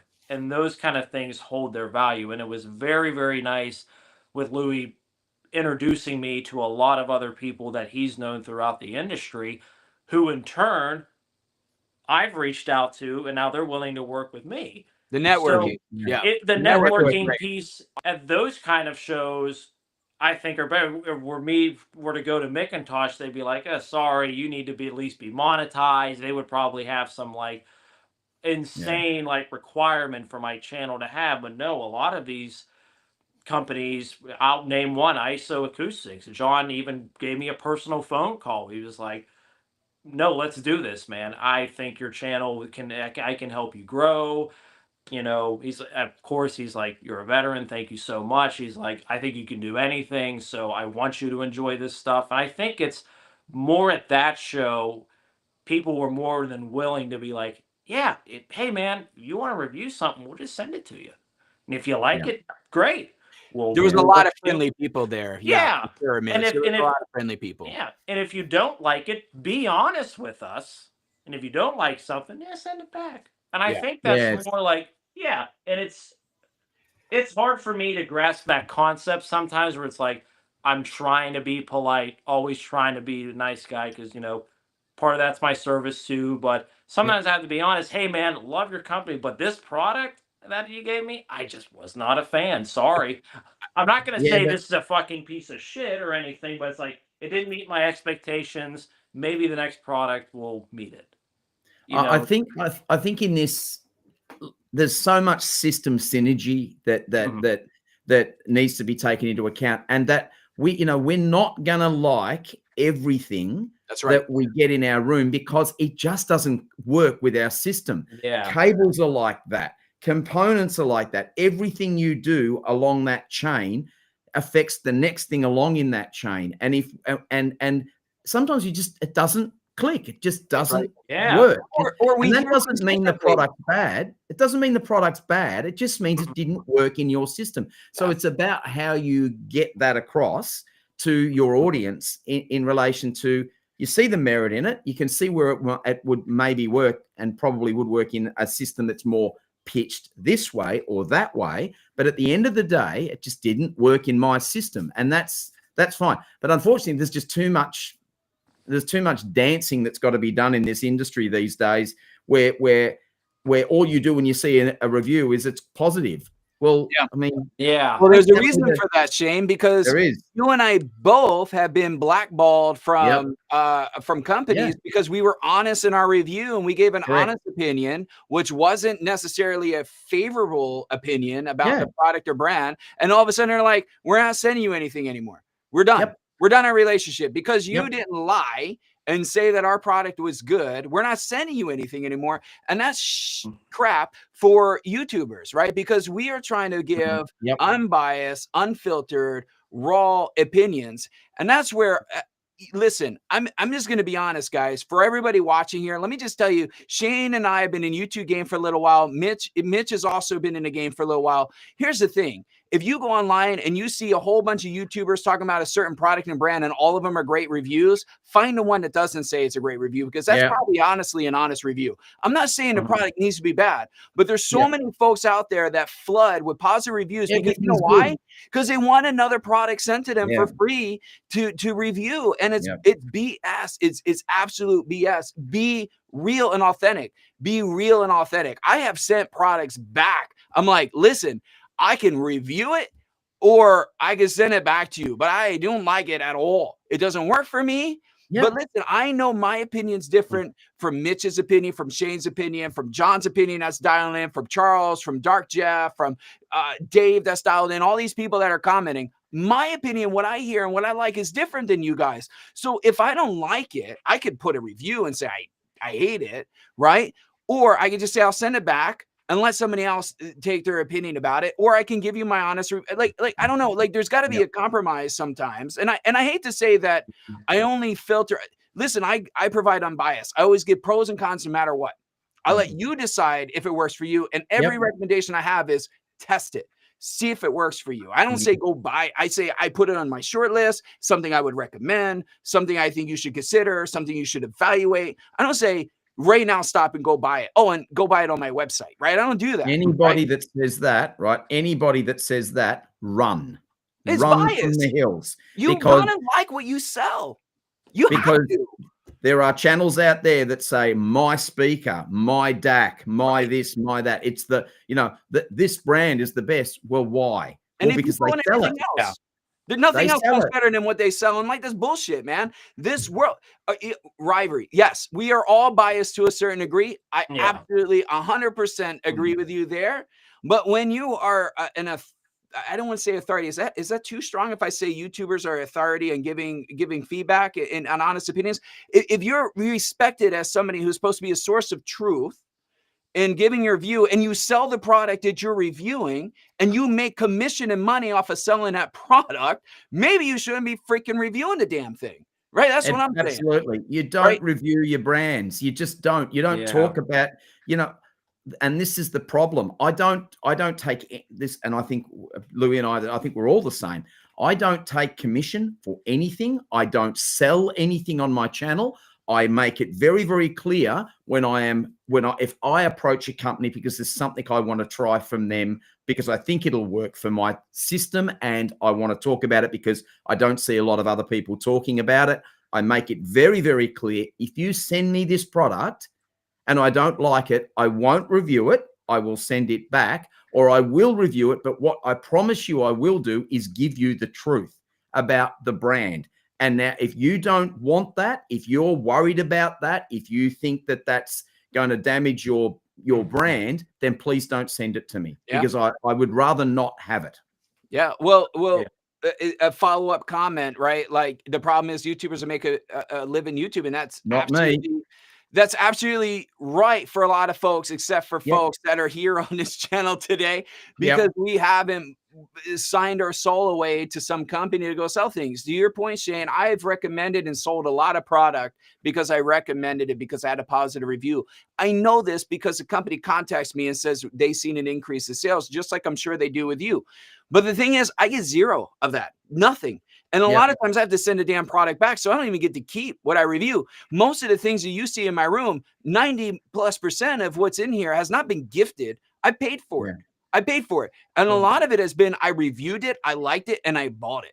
Right? I reviewed it, liked it, bought it. It's something I felt when I gave my review and said, I can hear this in my system. To me, this is the best sound in XYZ. I said, hey, I'm going to outlay cash for it. I'm going to buy it. Now, will I be honest to say sometimes get offered industry price for buying it? Yes, I do. Sometimes get offered an industry price for buying it. Right. So I get it a little bit at a discount than what you could buy from an MSRP. Sometimes it's like 30%, just in case anybody's asking. Usually it's about 30%, maybe sometimes more if it's a B stock or a demo unit. But for a new product, it's about 30% off. If you want to know what YouTubers get or discounts or promos they get or whatever, about 30%, right? Maybe a little bit more if it's not. But that's it. But you're still outlaying your cash for the damn product. Otherwise, you got to send it back. Yeah, and I think that that's the same, not even just for equipment, but for vinyl record reviews too. Like you guys, that's a whole different episode, man. that is load on that one. I'm very like I will bring up the one that I did, right? I reviewed, and Louis known this. I did the Rhino Hi-Fi shootout with the Black Sabbath debut, and I had an original Vertigo. Well, a 1971 UK fourth pressing. So same metal plates. I know a lot of people, including, guys like Mike from the In Groove and everyone, like, really gave praise to the Rhino Hi-Fi. And I really, really, trust I bought a lot of stuff off their recommendations. But my system, my ears, I said, I prefer the Vertigo. But I always say, hey, if you don't have this album and you don't want to go looking for it and spending money, the Rhino Hi-Fi is 100% worth it. And I always say that in all of my shootouts. And I did the same for the Paranoid. I said, hey, I preferred actually the Rhino Hi-Fi to my UK one. I'm like, pick this one up. I highly recommend it. But if you're a purist in some point, like me, or you want all the Black Sabbath stuff, go get a UK. I'm not going to tell you how to spend your money, but I always make sure to say, if I like maybe the more expensive one, or if I like the one that's maybe not the mainstream pick, I'll say, hey, if you want this one, go get it. If you don't, I have this other option too. But it's all about yours. And I always give my reviews as my ears, my system, my setup, how I hear it. You might hear it completely different. And the only way to find out is to do it yourself. That's true. I can just give you a suggestion. Well, the only answer, the thing that I'd be scratching my head about there is what was his name again? Mike. Is it from In Groove? What's he selling? Yeah, the record. That's what he's selling, right? I mean, listen, I've been a follower of Mike for a long time. He helped release the whole MoFi gate scandal, right? Like he's very respected. I really do appreciate his opinion. Yep. I will also, I go with everything with a little bit of an asterisk with him, because I've seen in videos where he's like, this pressing, I don't recommend it. Why would you spend your money? And then all of a sudden he's allowed to sell in the store, and it's like, oh, this is the best pressing ever. Or here's a reissue that you could buy from my website. It's better than the OG copy that you can buy. Like, listen, I'm not saying he comes into it with bias or favorite. I don't know. But I find it wild sometimes that the records he sells is typically the ones that he recommends. Just saying. And he's not alone on that. But listen, he has a business. His channel is to promote his record store. People forget that. Just like Dylan at Noble Records, he talks about a lot of cool records. He does. He's got a broad taste. Holy shit. Half of the things that he talks about, I'm like, how do you even listen to this music? Because I've streamed it, or I've got the record after your recommendation. I'm like, this is just way psychedelic. Like I have to be messed up in every level of drug just to be able to stand the music.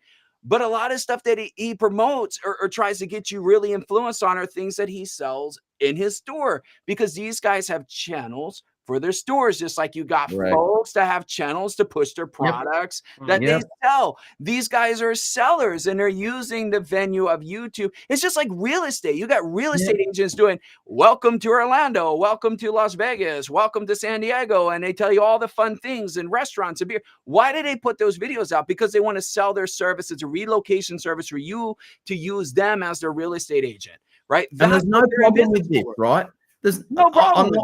We're not saying there's a problem with this. I'm really not. But all I'm saying to our audience is just keep that in mind, so that it's something for you to consider. I would suggest, and again, it's a suggestion, listen to channels that haven't got any skin in the game. They're actually doing it to give their opinion. Whether it's valid or not is up to you to decide. Yeah. But know that channel isn't getting a kickback, isn't being narrated, isn't being told what to say. You can put a little bit of credence to that kind of a channel, as opposed to another channel that may well be, and I'm not naming names, but another channel that may have a product line, a series of things that they are selling, because they are relying on those sales for their income. I don't need to rely on YouTube for an income. I will never, ever be dependent on YouTube for my income for this channel. This channel is done because I love hi-fi and I love helping people. End of story. Yeah, it's a hobby, and I think, to your point, Shane, bringing in, going to those channels that don't have any skin in the game, like Melinda Murphy. She's a perfect example. 100%. She does have no skin in the game, and she's sometimes brutally honest. She's like, I have this in my collection and I think it sucks. You probably shouldn't buy it. Scott from the Pressing Matters down in Miami, he's very much more unbiased too. There are channels out there. Mike's Vinyl Experience. I'm going to call it out. I love Mike. Mike Vinyl Experience, man. He's got like 2,000 Mike's Vinyl Experience. He's great. An amazing job. Amazing job covering Safe and Sound Texas too. Safe and he's Sound. really good. Yep. He's Dave, awesome. And again, like we said, I love Mike Esposito from the In-Groove. He was the first channel I discovered. Yeah, he's one of the greats. I'm going to be honest. He's one of the greats. I watch him. I watch him too. I watch him all the time. But again, I'm not running him into the ground. I'm just saying. I'm not either. I 100%.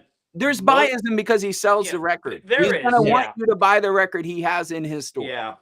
And there's nothing wrong with that. He's promoting his product. That's it. Oh, yeah. And that's the thing. And that's like a lot of people too, where you watch Michael Fremer too. And Michael Fremer's been in this game for a very long time. You either like him or you don't.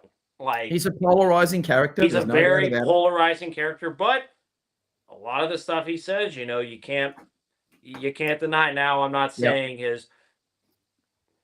Okay, we're not going to get into that. Actually, there's other things that people say, but I respect Michael Fremer from what he's done for the industry, from what he's done. like I said, I met Kevin Gray in person, and him and I hit it off really well when I told him I was a big fan. And, you know, and I'm sure he's one of those guys that's like, yeah, there's people out there that'll love a record I do, and then the next one I come out with, they don't like it. He's like, I don't take it personally. I don't take it anything. He's like, and I think somebody like that who's a mastering engineer or any mastering engineers knows that they're going to have fans and detractors and vice versa.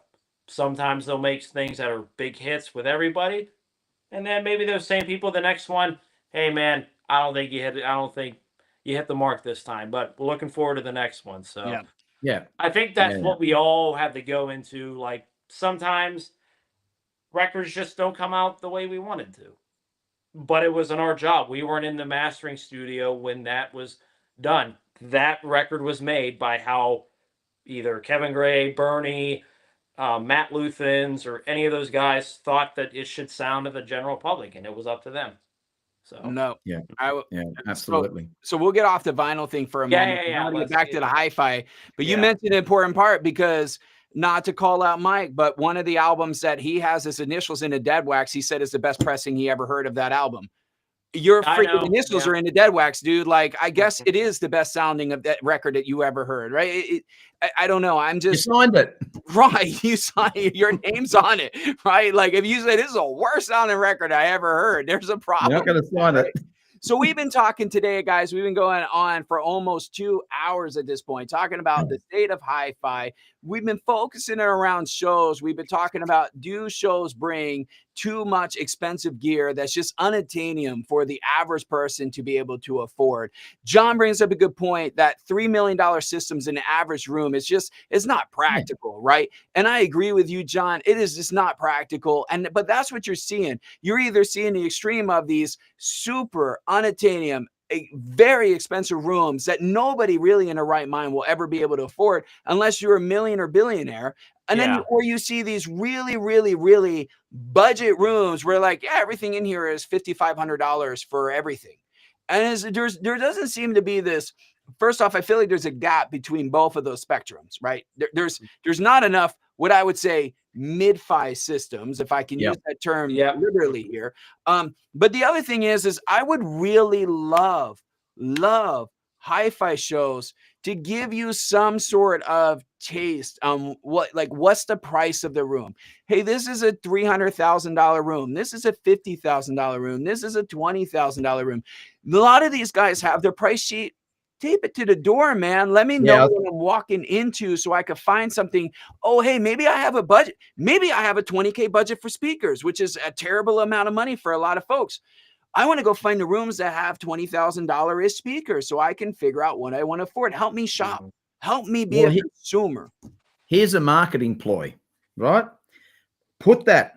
This is our next room. This is a wide room as far as the cost goes. Because I guarantee you there'll be the people at the top end of the game that'll go there and okay, better go in and have a look at this. And then what you're doing is you are then targeting the audience you want in that room to come into that room. If it's sitting on the door, then you can walk down the corridor and go, yeah, that's a room I want to go into. Yeah, I want to go into that room. Right. I don't want to go into that room. I'm past that. I'm in a different area. We're all at different levels, and there's nothing wrong with that. But use it as a marketing ploy, even as if here it is. If you come into this room, you're going to hear gear that costs this kind of money. I think you could use it to your advantage. I agree with you on the mid-fi stuff, mate. Definitely. A little plug for me now is that I'm going to try and get some more mid-fi components into my room rather than, $7,000 Ethernet switches. And actually talk a little bit about some mid-fi stuff. We're working with some brands that hopefully can get some of their gear into my room and talk about mid-fi stuff, because that's where the bulk of the audience that we want to get to is. I'll never move away from the ultra high-end stuff that I love. But in saying that, I think if you want, and let's be honest, we're all the same here, the three of us, we want our channels to grow so that we can be seen and listened to by more and more people. And giving our opinion, and with that opinion and with that advice comes responsibility. And that's not lost on me either. And I don't think it is on you two guys either. There is a responsibility to get this right. If we don't get it right, then we're just part of the subterfuge that is the rest of YouTube out there. Yeah. Where you just don't know which channel to click on, because everything's going to be brilliant, and you'll know more the wiser about whether that's something you should go and have a listen to or not. So with that comes responsibility. I think that's where I hope we can make a bit of a difference, in our own little small way, at being able to say to people, if you come to our channels, we're going to tell you exactly what we think, whether we think it's something maybe you should go and have a listen to, whether it's something you should spend a bit of time looking at, or whether it just isn't. And that knowing that trust is there and that it will never be compromised. I certainly can speak for me. I know I can speak for you guys as well. I mean, if Louis a mate of Mitch, then Mitch has got to be a good guy, because Louis is a good guy as far as I'm concerned. So I am confident of that and can say it. But I can certainly speak because I've had a really lovely relationship now with Louis for quite a while, and we're going to be doing some really, really big things coming up soon too. Just not going to break anything here. That, by the way, we've got more coming for everybody very, very soon. Yeah, and I liked how you really kind of tied it back to responsibility. Yep. I feel like when I reviewed the Parasound when I got it, I felt that there was a responsibility on my part to be like, hey, I'm not shitting on my old preamp. How I even showed it. I said, I think this is great if you're just starting. Yep. Focus on the important things first. And I'm like, I stepped up my game because, one, I saved for it, I listened for it, I had other advice from other experts that I trust, so I decided to upgrade. And I actually just sold that on eBay to hopefully somebody that is going to enjoy it as much as I did. So that's what I did. So, and I felt like there was a responsibility to at least say, hey, the past one I was with for a couple years was 100% great, and I would recommend it for anybody at that level. However, if you want to step up, like I did, I felt like this was the right way. And if you're not a Parasound person, maybe there's other things within that price range and with the same system, but it's all about, like you said, system meshing. Yeah. That's what I wanted to research. And I had Lenny Florentine and from All About Audio, the guys up in Maryland. I called them personally, and because I saw the review on it, I'm like, hey, this is the system I have. These are the components. Do you think it's going to mesh well? They're like, bro, this is how we actually tested it with the system that you had. So I'm like, all right. So I trusted their word, and they said, if you don't like it, 60 days, send it back. And they had a responsibility to tell me the truth too, and I felt like they did, and it's worked wonders too. And I think that's something that really important, we all have to bring to the table too, is when we review these things, we also say, hey, if you're just starting out, maybe not focus so much maybe on this component, because like Louis told me, he's like, hey, now I think you got your system dialed in, isolation is the next step for you. So that's the next step. Money on another piece. Get the room right. Get your components right. Get the room right. Speakers isolated. Yeah, absolutely. So I think So I think what I would probably start doing for my channel at least is saying, I think my next step would maybe be, all right, hey, I have my system dialed in. Now I'm going to focus on little things here and there. I'm going to take you guys along the way too, like not even system component, but just video components. Like I need blackout curtains because the lighting's so bad in my fucking room. How to make better videos so I get more views, or hey, maybe move this around and this around, or do your research and don't always listen to the most viewed person on YouTube or like the most liked article. Like do your own research. And again, it goes back, trust your ears. These are the only things that won't they're the only thing that matters. These are the only things that I guarantee you will not lie to you. That's right. So buy from somebody that allows you to return, like Mitch did. And understand that this industry, like many, are bought and paid for. Even those reviews you read in your favorite magazine or website are typically bought and paid for. They're paid reviews. If you didn't know that, welcome to the show, because a lot of those are paid reviews. And a lot of YouTubers, like we just mentioned, get cut off if you leave a bad review about a product.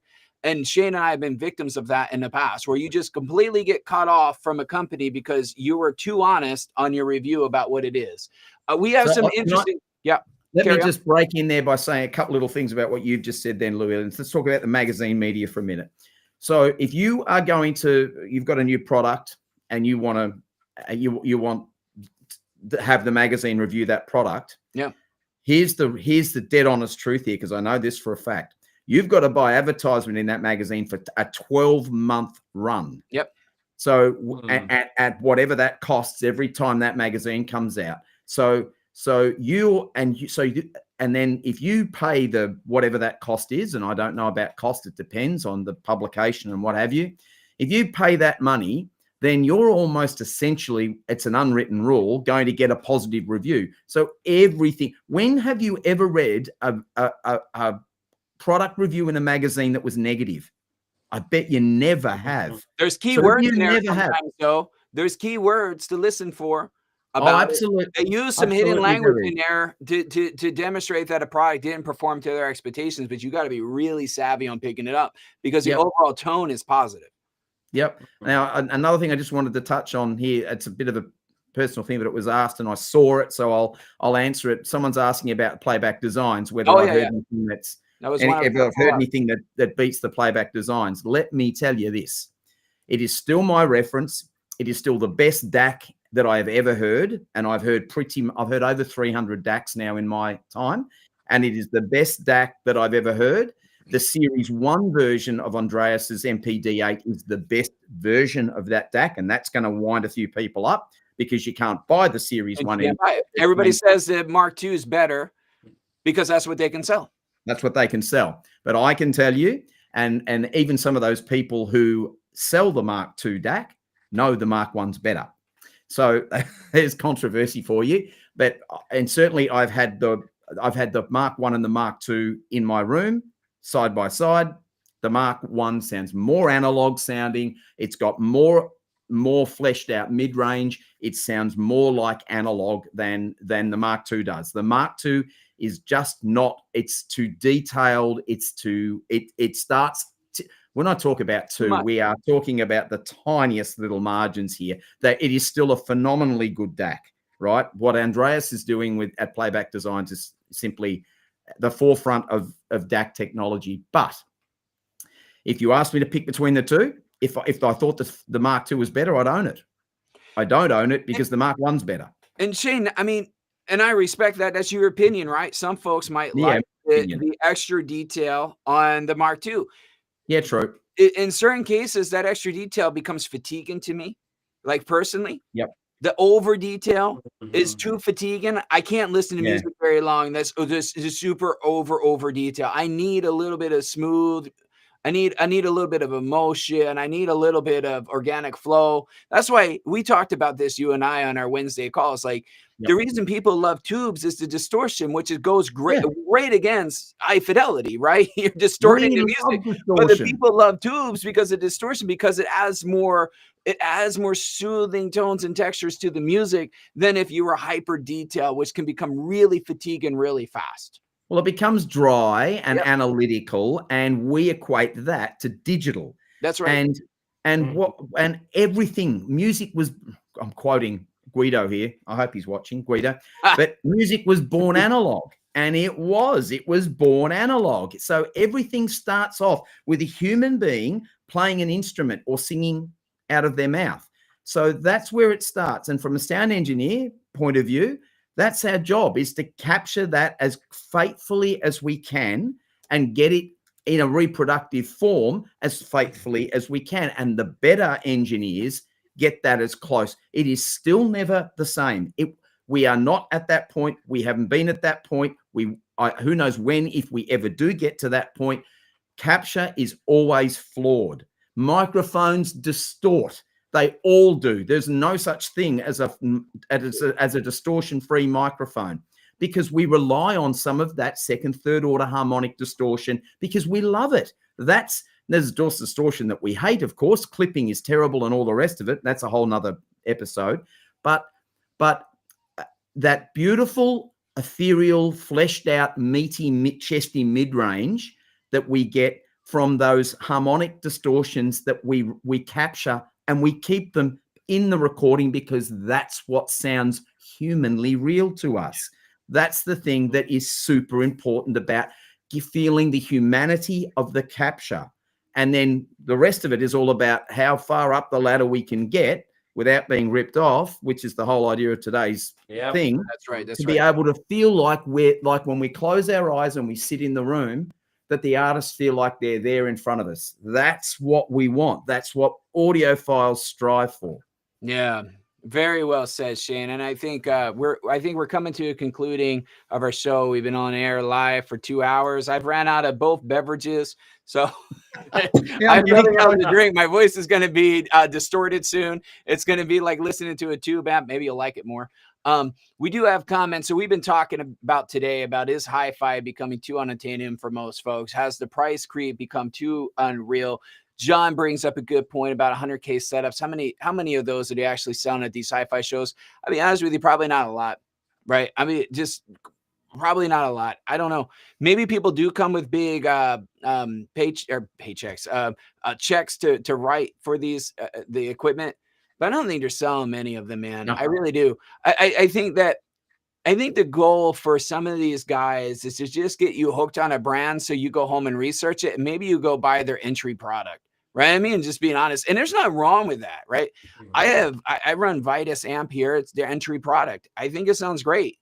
Will I ever go to a level 2 or their signature series? I don't know.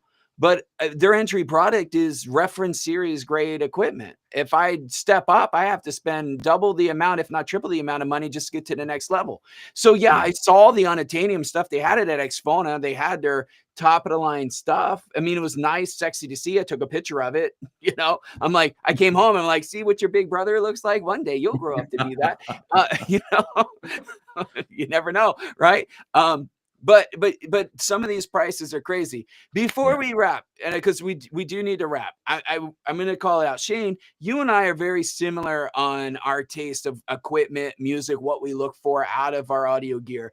But I'm curious on you, mate. What are some brands today? I'm going to put you on the spot. We didn't talk about this earlier, but what are some brands today that you feel provide a very good value for the money? What would you, 2 or 3? You don't have to go through a whole setup, but what are some brands you think that provide good value to the money today?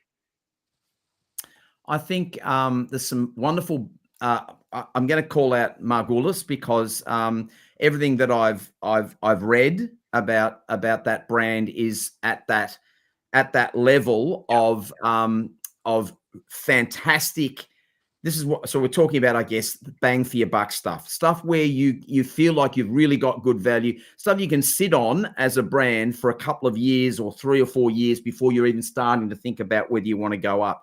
Look, that some of the stuff that Yamaha are doing, some of the stuff that Technics are doing now, some of the stuff that Shit Audio is doing now, that some of those brands are really very, very, very well priced in the market and extremely good bang for your buck.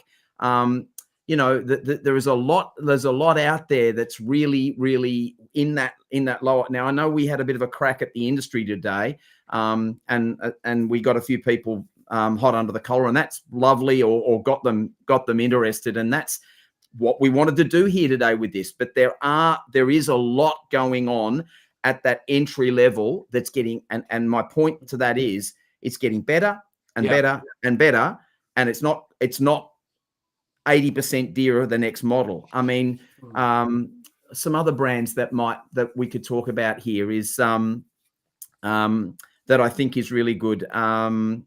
You've got you did put me on the spot. I told you, but that's okay. That's live TV.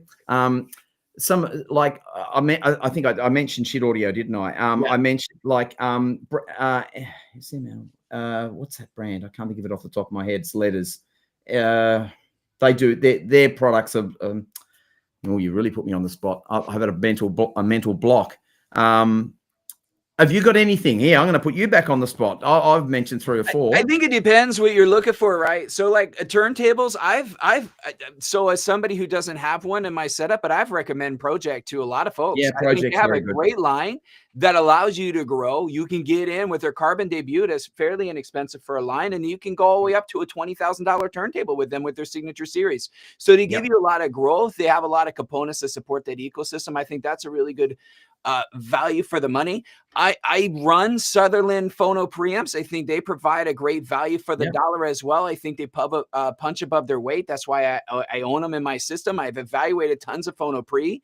I think the Paris sound that Mitch picked up, I actually recommend. Mitch reached out to me and said, what phono preamp? I said, I gave him 2 options. One of them was the Paris sound JC3 Plus. The other one was, or one of them was the JC3 Junior. The other one was the JC3 Plus. I'm like, depending on your value, here's 2 that I recommend for the type of system you have. I think the Paris sound is an amazing preamp, phono preamp for the value, depending on what you're looking to get.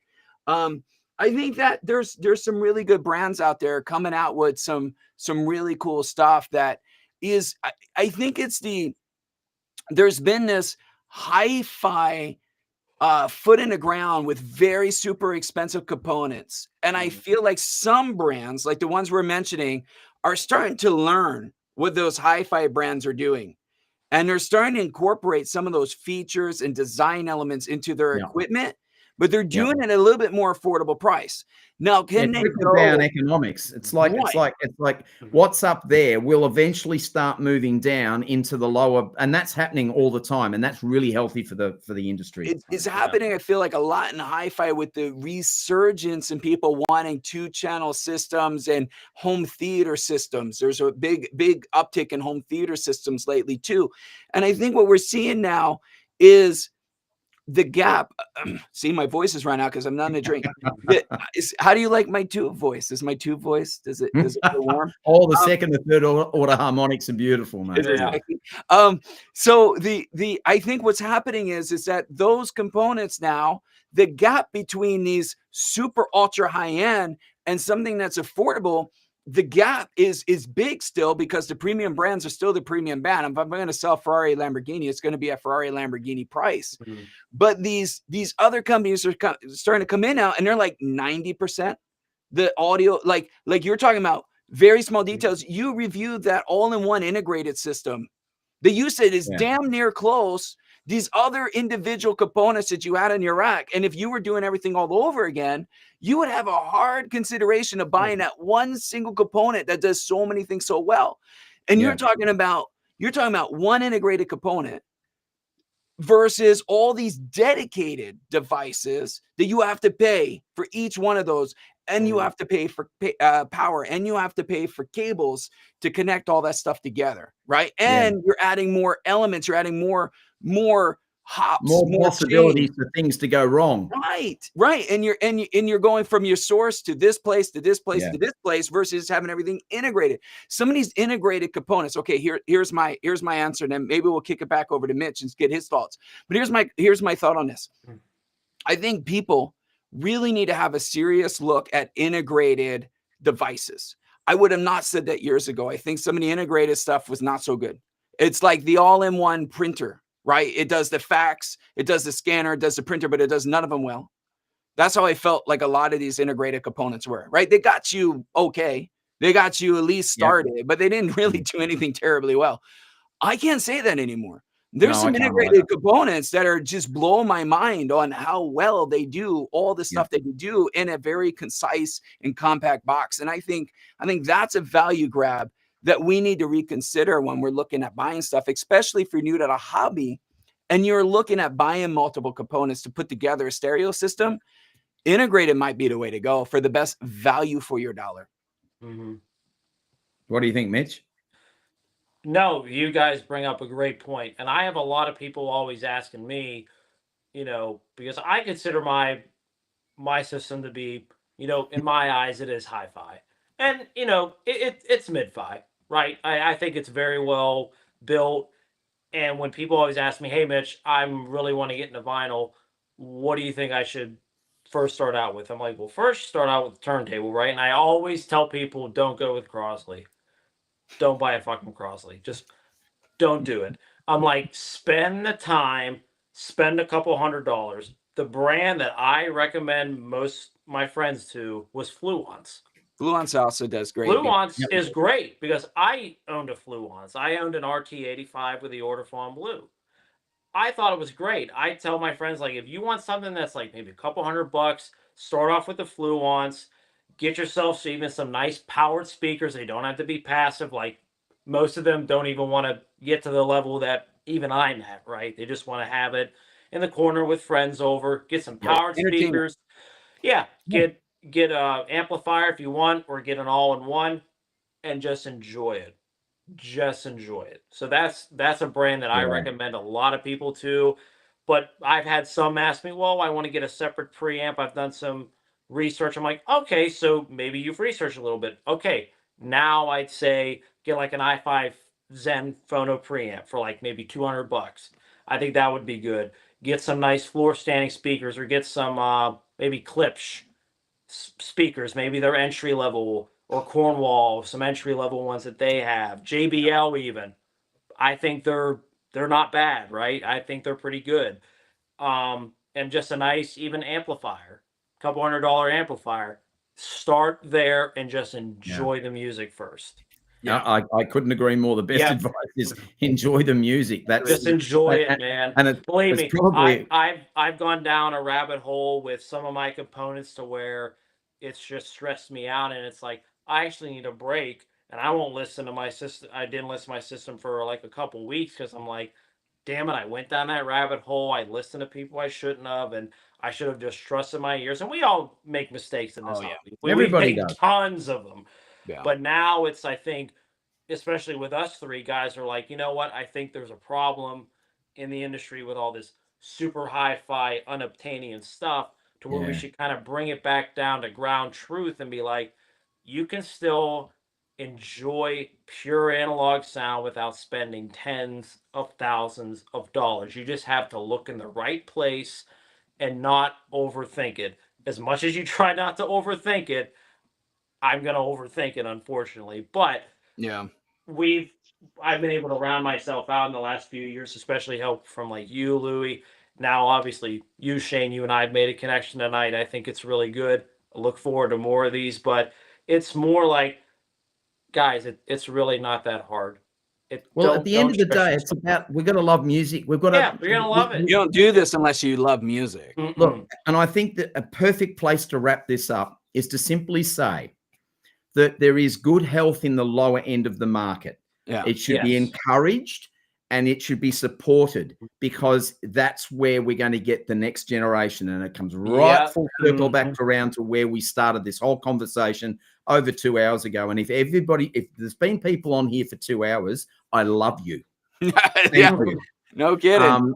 But at the end of the day, that is the part of the area of the industry that needs the nurturing and the encouragement 100%. now. Yes. And it's all about the music. It's all about the love of the music. The way the goosebumps come up on your arms when something is played to you, that you played something that reminded you of a time and a place in your life that was that made you cry, that made you laugh, that made you angry, that made you happy. That's what being a true audiophile is. It's not about the freaking gear. It's got nothing to do with the gear, because you can have a $500 sound system and still get all that stuff. Yeah. It's not that. It is about the love of the music. And I think it's time to drop the mic. Shane, well said, man. I'm gonna end in edifying what you said, but I'm also gonna circle back here, because Mitch, I laugh when you mention Klipsch, because I use Klipsch for my first like 2 or 3 home theater setups, and they did me well when I had them. They were a fantastic bargain price. But it did remind me of one speaker brand that I do think deserves to be on the sort of value to dollars, and that's Dolly. I think Dolly makes some wonderful speakers for their price, and they don't get enough.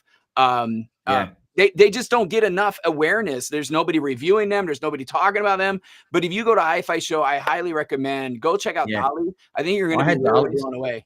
Yeah, I have them in my home theater. I don't have them in my listening, but I have Dolly's in my home theater system, and they sound amazing for a home theater setup. I mean, they really, really do. They're wonderful speakers. Good point, Louis. I want to just edify what you said, Shane, on a closing note. We were here today talking about hi-fi, and we were talking about the cost of hi-fi, and is some of these components that are $500,000, $250,000, $1 million for speakers or a cartridge like you brought up, Shane. Is this really stupid now? Are we getting to a point of unattainable for anybody and everybody? And who are these companies making this stuff for, and who's actually going to buy it?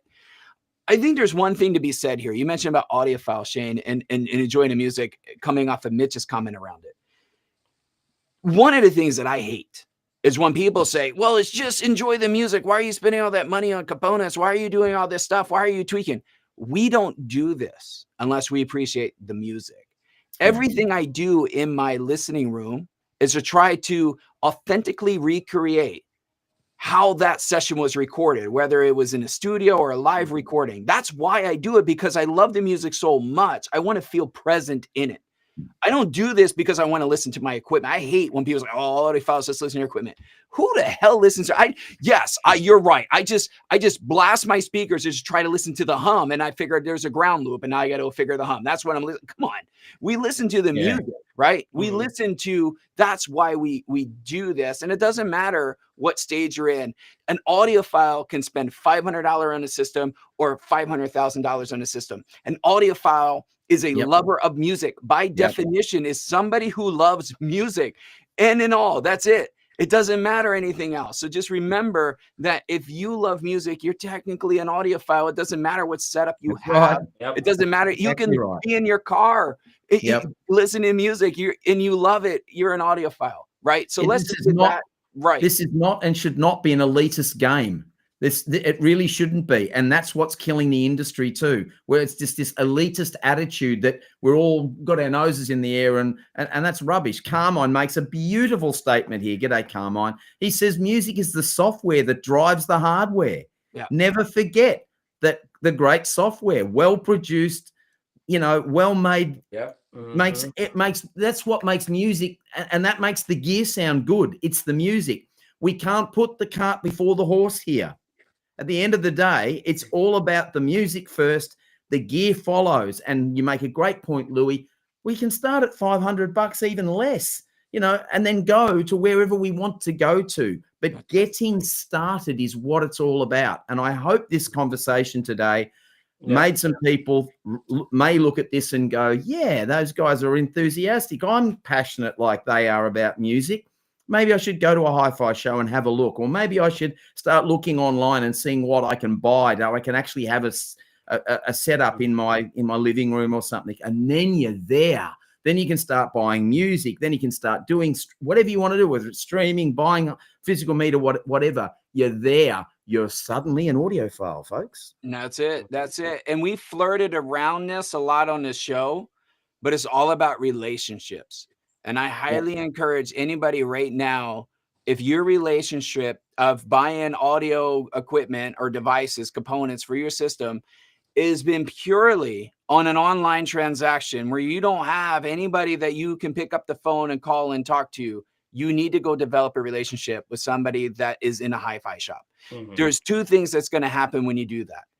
One, hopefully you have a friend for life. The second thing is that you're going to be able to not only hopefully demo things at home, but you'll also hopefully get some discounts on things that typically aren't available. Because we already talked about the large margin that's built into a lot of these products.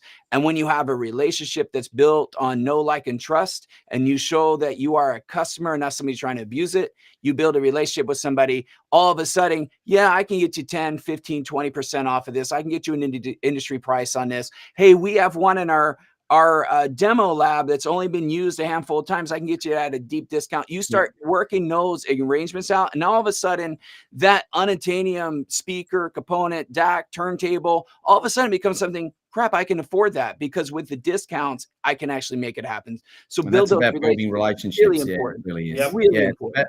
It's about building relationships in the industry, but it's also about like-minded people, like audiophiles, coming together at hi-fi shows and talking about music. And this is a hobby, a collective hobby. We are pack animals as human beings. We like being around each other. We like talking about the same things that commonality in a topic.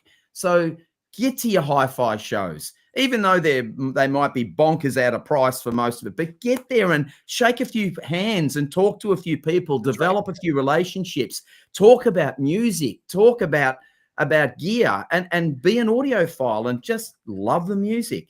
Mm-hmm. Mitch, any closing thoughts on your side before we wrap up? Nope, I was just really happy to be here and be part of the conversation. And, I think we all brought up great points. I think it's more about everyone coming together, whether you're somebody that has a $200,000, $300,000, $400,000, $500,000 system, to the person that's just coming in, just wants to be part of the community, and maybe has like $1,000 total set up with speakers and everything, and they just be like, hey man, what do you guys know? I just want to be a sponge and just absorb all the information. Right. And then we have a response. Then it's those people who have the responsibility to be like, all right, come here. Yeah. Let's push you on the right path.